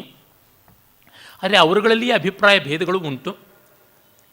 ಇಲ್ಲೇ ಒಕುಲಿಸ್ ಪೋಸ್ತ್ವಕಂ ಸೈವಿ ಮೊನಿಮೆಂತ ದೊಲೆಸಿಸ್ ಎಕ್ಸುಕ್ವೆಸ್ಕೆ ಹೌತಿಸ್ ಪ್ಯೂರಿಸ್ ಅಕ್ಸೆನ್ಸುಸ್ ಎತ್ ಇರಾ ತೆರ್ಬಿಲಿಯಸ್ ತೊನಹಿನ್ಕ್ ಸೊಲ್ಲಿಸ್ ಇಂದುತೆ ಮೆಮೊರಮ್ ಎರಿಪಿಯರೇ ಮಿಹಿ ಪಲ್ಲಾಸ್ ತಹೊಕ್ ಒಲ್ನೆರೆ ಪಲ್ಲಾಸ್ ಇಮೊಲತ್ ಎತ್ ಪಾಯ್ಸಮ್ ಸ್ಕೆಲರತ್ತೋ ಎಕ್ಸ್ ಸಂಗುಯಿನೆ ಸುಮಿತ್ ಹಾಕ್ ದಿಸೆನ್ಸ್ ಫೆರ್ರಮ್ ಅದ್ವರ್ಸೋ ಸಬ್ ಪೆಕ್ತೊರೆ ಕಂದಿತ್ ಫರ್ವಿಯದಸ್ ಅಸ್ತ್ ಇಲ್ಲಿ ಸೋಲ್ ಉಂತುರ್ ಪ್ರಿಗೊರೆ ಮೆಂಬ್ರ ವಿತಕ್ವೆ ಕಮ್ ಗೆವಿತು ಪುಗಿತ್ ಇನ್ ಗಿದತ್ನ ಸಬ್ ಉಂಬ್ರಾಸ್. ಇದು ಚತುರಶ್ರ ಗತಿಯಲ್ಲಿ ಓಡುವಂಥ ಆ ಒಂದು ಡೆಕ್ಟಾಲಿಕ್ ಹೆಕ್ಸಾಮೀಟರ್. ಅದರ ಅಕ್ಷರಾರ್ಥದ ಒಂದು ಅನುವಾದ ಅಂತ ಯಾವುದು ಮಾಡಿದ್ದಾರೆ, ಇಂಗ್ಲೀಷ್ ಅನುವಾದಗಳಲ್ಲಿ ತುಂಬ ಉತ್ತಮವಾದ ಒಂದು ಅನುವಾದ ಅಂತ ಹೆಸರಾದಂಥ ಈ ಒಂದು ಅನುವಾದವನ್ನು, ನಿಮಗೆ ಇಂಗ್ಲೀಷ್ನ ಅನುವಾದವನ್ನು ಸುಮ್ಮನೆ ಓದಿಸಿದರೆ ಅದರ ಒಂದು ಸಾಮಾನ್ಯ ತಾತ್ಪರ್ಯ ಗೊತ್ತಿತ್ತು. Aeneas after gazing upon the reminder and the relic of a cruel grief on the fire with rage and terrible in his anger shouted, "Are you wearing the spoils of my Ali, going to escape from me? Pallas, ye Pallas immolates you with this wound and wreaks vengeance on the blood of a criminal." So saying, he eagerly buried his sword in the enemy's breast. Then the limbs of Turnus relaxed in cold death, and with the groan his ill-deserving spirit fled into the darkness. ಆ ವೈರಿಯ ಎದೆಗೆ ಪಲ್ಲಾಸ್ನ ಸಾವಿನ ಸೇಡನ್ನು ತೀರಿಸಿಕೊಳ್ಳುವಂತೆ ನಾಟುವ ಮೂಲಕವಾಗಿ ತಾನು ತನ್ನ ಸಾಮರ್ಥ್ಯವನ್ನು, ಪೌರುಷವನ್ನು ಪ್ರದರ್ಶನ ಮಾಡ್ದ ಅಂತ. ಅಲ್ಲಿಗೆ ಕಾವ್ಯ ಮುಗಿದಂತೆಯೇ ಲೆಕ್ಕ. ಆಮೇಲೆ ಲಾವನಿಯಾಳನ್ನು ಇವನು ಮದುವೆ ಆಗೋದು, ಮುಂದೆ ಉತ್ತರೋತ್ತರವಾಗಿ ಸಂತತಿ ಬೆಳೆದು ಆ ರೋಮನ್ ಸಾಮ್ರಾಜ್ಯವಾಗುವಂಥದ್ದು. ಅಂದರೆ ನೆನ್ನೆಯೇ ನಾನು ಹೇಳಿದಂತೆ ವರ್ಜಿಲ್ ಎಷ್ಟು ಒಳ್ಳೆಯ ಕವಿ. ಅವನು ಲ್ಯಾಟಿನ್ ಭಾಷೆ ತುಂಬ ಪರಿಷ್ಕೃತವಾದದ್ದು. ದಿನಕ್ಕೆ ಒಂದು ಸಾಲಿನಂತೆ ಬರಿತಾ ಇದ್ದ, ಪಾಲಿಷ್ ಮಾಡೋದ್ರೊಳಗೇ ಕಳೆದ 10 ವರ್ಷಗಳು ಅವನು ಪ್ರಯತ್ನಪಟ್ಟು ಬರೆದಂಥದ್ದು 10,000 ಸಾಲುಗಳ ಪದ್ಯವನ್ನು ಅಂತೆಲ್ಲವನ್ನು ಹೇಳಿದ್ದೆ. ಅಂದರೆ ಏನು ಗೊತ್ತಾಗುತ್ತದೆ ಇದರಿಂದ, ಏನೇನು ಮಾಡಿದ್ರೂ ಸ್ವಂತಿಕೆ ಅನ್ನುವುದಿಲ್ಲದೆ ಇದ್ದರೆ ಎಷ್ಟು ಮೆಚ್ಚಿಕೊಂಡರೂ ಕೂಡ ಪ್ರಥಮ ಪಂಕ್ತಿಯ ಪ್ರಥಮ ಸ್ಥಾನವನ್ನು ಕೊಡೋಕ್ಕಾಗೋಲ್ಲ. ಈ ಅರ್ಥದಲ್ಲಿ ಮಹಾಕವಿಗಳು, ಆರ್ಷ ಕವಿಗಳು ನಮ್ಮನ್ನು ಆವರಿಸಿ ನಿಂತು ಬಿಡ್ತಾರೆ. ನಾವು ಏನು ಮಾಡಿದ್ರೂ ಅವರನ್ನು ಮೀರೋದಕ್ಕೆ ಸಾಧ್ಯವಾಗೋಲ್ವೇನೋ ಅಂತ. ಈ ಕಾರಣದಿಂದಲೇ ನಮ್ಮ ಅನೇಕ ಕಿರಿಕವಿಗಳು, ಕಿರಿಕಿರಿ ಕವಿಗಳು ಎಲ್ಲ ಇದ್ದಾರಲ್ಲ, ಇವರು ಪ್ರಾಚೀನ ಮಹಾಕವಿಗಳ ಬಗ್ಗೆ ಅಸೂಯಾಗ್ರಸ್ತರಾಗ್ಬಿಡ್ತಾರೆ. ನಾವು ಏನು ಮಾಡಿದ್ರೂ ಅವ್ರನ್ನ ಮೀರಿಸೋಕ್ಕಾಗೋಲ್ವಲ್ಲ ಅಂತ ಅವ್ರನ್ನ ಬೈಯುವಂಥದ್ದು, ಆ ಥರ ಮಾಡ್ಕೊಂಡು ಬಿಡ್ತಾರೆ. ಆ ಮಾತಿಗೆ ಟಿ ಎಸ್ ಎಲಿಯಟ್ನೇ ವಿನಾಯಿತಿ ಅಲ್ಲ. ಅವನೇ ಹೇಳ್ತಾನೆ, ನಾನು ಮಿಲ್ಟನ್ ಮೇಲೆ ಅಸೂಯೆಯಿಂದ ಬೈದೆ ಅಂತ. ನಿಜ, ಮಿಲ್ಟನ್ಗಿಂತ ಟಿ ಎಸ್ ಎಲಿಯಟ್ ಎಂದೂ ದೊಡ್ಡ ಕವಿ ಆಗೋಲ್ಲ. ಅವನ ಪಾಂಡಿತ್ಯವೂ ದೊಡ್ಡದು. ಟಿ ಎಸ್ ಎಲಿಯಟ್ನ ಕೆಲವು ಕಲ್ಪನೆಗಳು ತುಂಬ ಚೆನ್ನಾಗಿವೆ. ಕೆಲವರು ಶೇಕ್ಸ್ಪಿಯರ್ನನ್ನು ಬೈದರು, ಶೇಕ್ಸ್ಪಿಯರ್ ಆಗಲಿಲ್ಲ. ಆದರೆ ಕಾಳಿದಾಸನನ್ನು ಬೈದರು. ಆ ಥರದ್ದೆಲ್ಲ ಉಂಟು. ನೋಡಿ, ವಾದಿರಾಜಸ್ವಾಮಿಗಳು ಮಹಾಪ್ರಸಿದ್ಧರಾದಂಥ ದ್ವೈತ ವೇದಾಂತಿಗಳು, 100ಕ್ಕೂ ಹೆಚ್ಚು ಪ್ರಬಂಧಗಳನ್ನು ಬರೆದವರು, ಶಾಸ್ತ್ರ ಕಾವ್ಯಾದಿಗಳನ್ನು ಬರೆದವರು, 120 ವರ್ಷ ಬಾಳದವರು. ಅವರು ಕಾಳಿದಾಸನ ಬೈತಾರೆ. ಜೈನ ಕವಿಗಳೆಲ್ಲ ಅಗ್ರಗಣ್ಯರಾದವರು, ಜನಸೇನಾಚಾರ್ಯರು, ಪೂರ್ವ ಪುರಾಣ ಬರೆದವರು, ಪಾರ್ಶ್ವಾಭ್ಯುದಯ ಅನ್ನುವಂಥ ಆವೇಷ್ಟನ ಕಾವ್ಯ, ಇಡೀ ಮೇಘದೂತವನ್ನೇ ಸಮಸ್ಯಾಪೂರ್ಣ ರೂಪದಿಂದ ತಮ್ಮ ಕಾವ್ಯದೊಳಗೆ ಅಡಕ ಮಾಡಿಕೊಂಡವರು. ಅವರು ಸ್ಯಾದ್ವಾ ಕಾವ್ಯಂ ಕುಕವಿಚರಿತಂ ಅಂತ ಕಾಳಿದಾಸನ ಬೈತಾರೆ. ಕಾಳಿದಾಸನ ಕಾವ್ಯದ ಪಂಕ್ತಿ ಪಂಕ್ತಿಯನ್ನೇ ತಾವು ಬಳಸ್ಕೊಳ್ತಾರೆ ಬೈಯುವಂಥದ್ದು. ಅಂದರೆ ಏನೋ ಪೂರ್ವಜ ಕವಿಗಳು ಹೀಗೆ ಮಾಡಿರುವಂಥದ್ದು ತಮಗೆ ಸಹಿಸಲಾಗದೆ ಹೋದದ್ದು ಅಂತ. ಆದರೆ ವರ್ಜಿಲ್ ಹಾಗೆಲ್ಲ ಮಾಡಲಿಲ್ಲ. ಪೂರ್ವ ಕವಿಗಳನ್ನು ಬೈಯಲಿಲ್ಲ, ಏನೂ ಮಾಡಲಿಲ್ಲ. ತನ್ನ ವಿನೀಯತವಾದ ವರ್ತನೆಯನ್ನು ತೋರ್ಪಡಿಸಿಕೊಂಡಿದ್ದಾನೆ. ವಾಗ್ದೇವತೆಯ ಮುಂದೆ ತಾನು ಅಲ್ಪ ಅಂತ ಮತ್ತೆ ಮತ್ತೆ ಬೇಡ್ತಾನೆ. ಪಾಪ ಆದರೂ ಅವನಿಗೆ ಕಂಡದ್ದು ಹೋಮರ್ನ ಮಾಡೆಲ್ನ ತಾನಿಟ್ಟುಕೊಂಡು ಅವನದೆಲ್ಲ ಬಳಸಿಕೊಂಡು ಮೀರಿಸಬೇಕು ಅಂತ.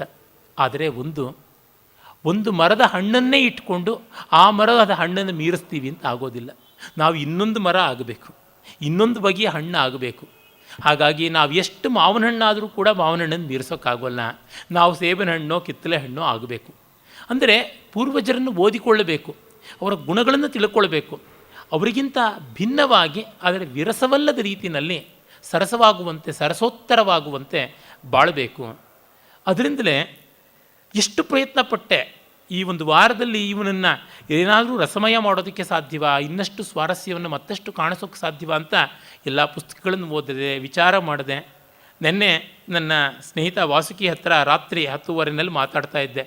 ಇವತ್ತು ವರ್ಜಿಲ್ನ ಮಾತಾಡಿದೆ, ನಾಳೆನೂ ಉಂಟು ಅಂತ. ಅಯ್ಯೋ ಸಾರ್, ಬೋರ್ ಬಿಡಿ ಅದು ಅಂತಂದ ಅವನು ಓದ್ದವನು, ವರ್ಜಿಲ್ನ ಅನುವಾದದಲ್ಲಿ ಆದರೂ ಚೆನ್ನಾಗಿ ಓದ್ದವನು, ಹೋಮರ್ನ ಮುಂದೆ ಇಲ್ಲ ಅಂತ.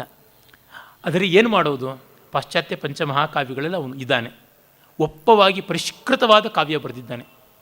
ಕಾಳಿದಾಸನಿಗಿಂತ ಭಾರವಿ ಒಂದೇ ಒಂದು ವ್ಯಾಕರಣ ದೋಷ ಮಾಡದೇ ಇರತಕ್ಕಂಥವನು. ಎಲ್ಲವನ್ನ ಲಿಟ್ಲಕಾರದಲ್ಲಿಯೇ ಹೇಳ್ತಾನೆ. ಅಚ್ಚುಕಟ್ಟಾಗಿ ಆ ಕಾಲದ ಲಕಾರಗಳ ಅನುಪೂರ್ವಿಯನ್ನು ಸರಿಯಾಗಿ ಗಮನಿಸಿಕೊಂಡು ಮಾಡಿದ್ದು. ಅಷ್ಟಾದರೂ ಅವನೊಳಗೆ ಒಂದು 20 ಪದ್ಯ ಸ್ವಾರಸ್ಯಕಾರಿಯಾದದ್ದನ್ನು ತೆಕ್ಕೊಡೋಕ್ಕಾಗೋಲ್ಲ.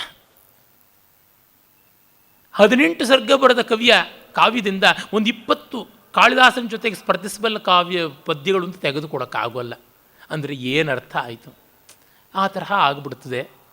ಆ ಕಾರಣವಾಗಿ ಶಾಸ್ತ್ರಪೂರ್ಣತೆಗಾಗಿ ಅಂತಲಾದರೂ ಮಾಡಬೇಕು. ಅದರಿಂದ ನಾಳೆ ಕ್ಷಿಪ್ರದಲ್ಲಿ ನಾನು ಲಾ ದವೈನಾ ಕಮಿದಿಯ ದಾಂತೆ ಅಲಿಘೇರಿಯ ಕಾವ್ಯವನ್ನು, ನಾಡದ್ದು ಆಚೆ ನಾಡದೊಳಗೆ ಜಾನ್ ಮಿಲ್ಟನ್ನ ಕಾವ್ಯವನ್ನು ಮುಗಿಸ್ತೀನಿ. ಡಿವೈನ್ ಕಾಮಿಡಿಗಿಂತ ಮಿಲ್ಟನ್ನಲ್ಲಿ ಒಂದು ಸ್ವಲ್ಪ ಸ್ವಾರಸ್ಯ ಹೆಚ್ಚು. ಯಾಕೆಂದರೆ ಅವನ ಆ ಪ್ರೌಢಿಮೆ, ವಿಲಕ್ಷಣವಾದ ವಕ್ರ ವ್ಯಾಪಾರ ಇದೆಯಲ್ಲ, ಅದು ದೊಡ್ಡದು. ಜೊತೆಗೆ ಅವನ ಬದುಕು ತುಂಬ ವಿಚಿತ್ರ ಮನೋಹರವಾದ ಸ್ವಾರಸ್ಯದಿಂದ ಕೂಡಿದೆ. ಹೀಗಾಗಿ ಅವನ್ನು ಇನ್ನು 3 ದಿವಸದಲ್ಲಿ ನೋಡಿ ಮುಗಿಸೋಣ. ನಮಸ್ಕಾರ.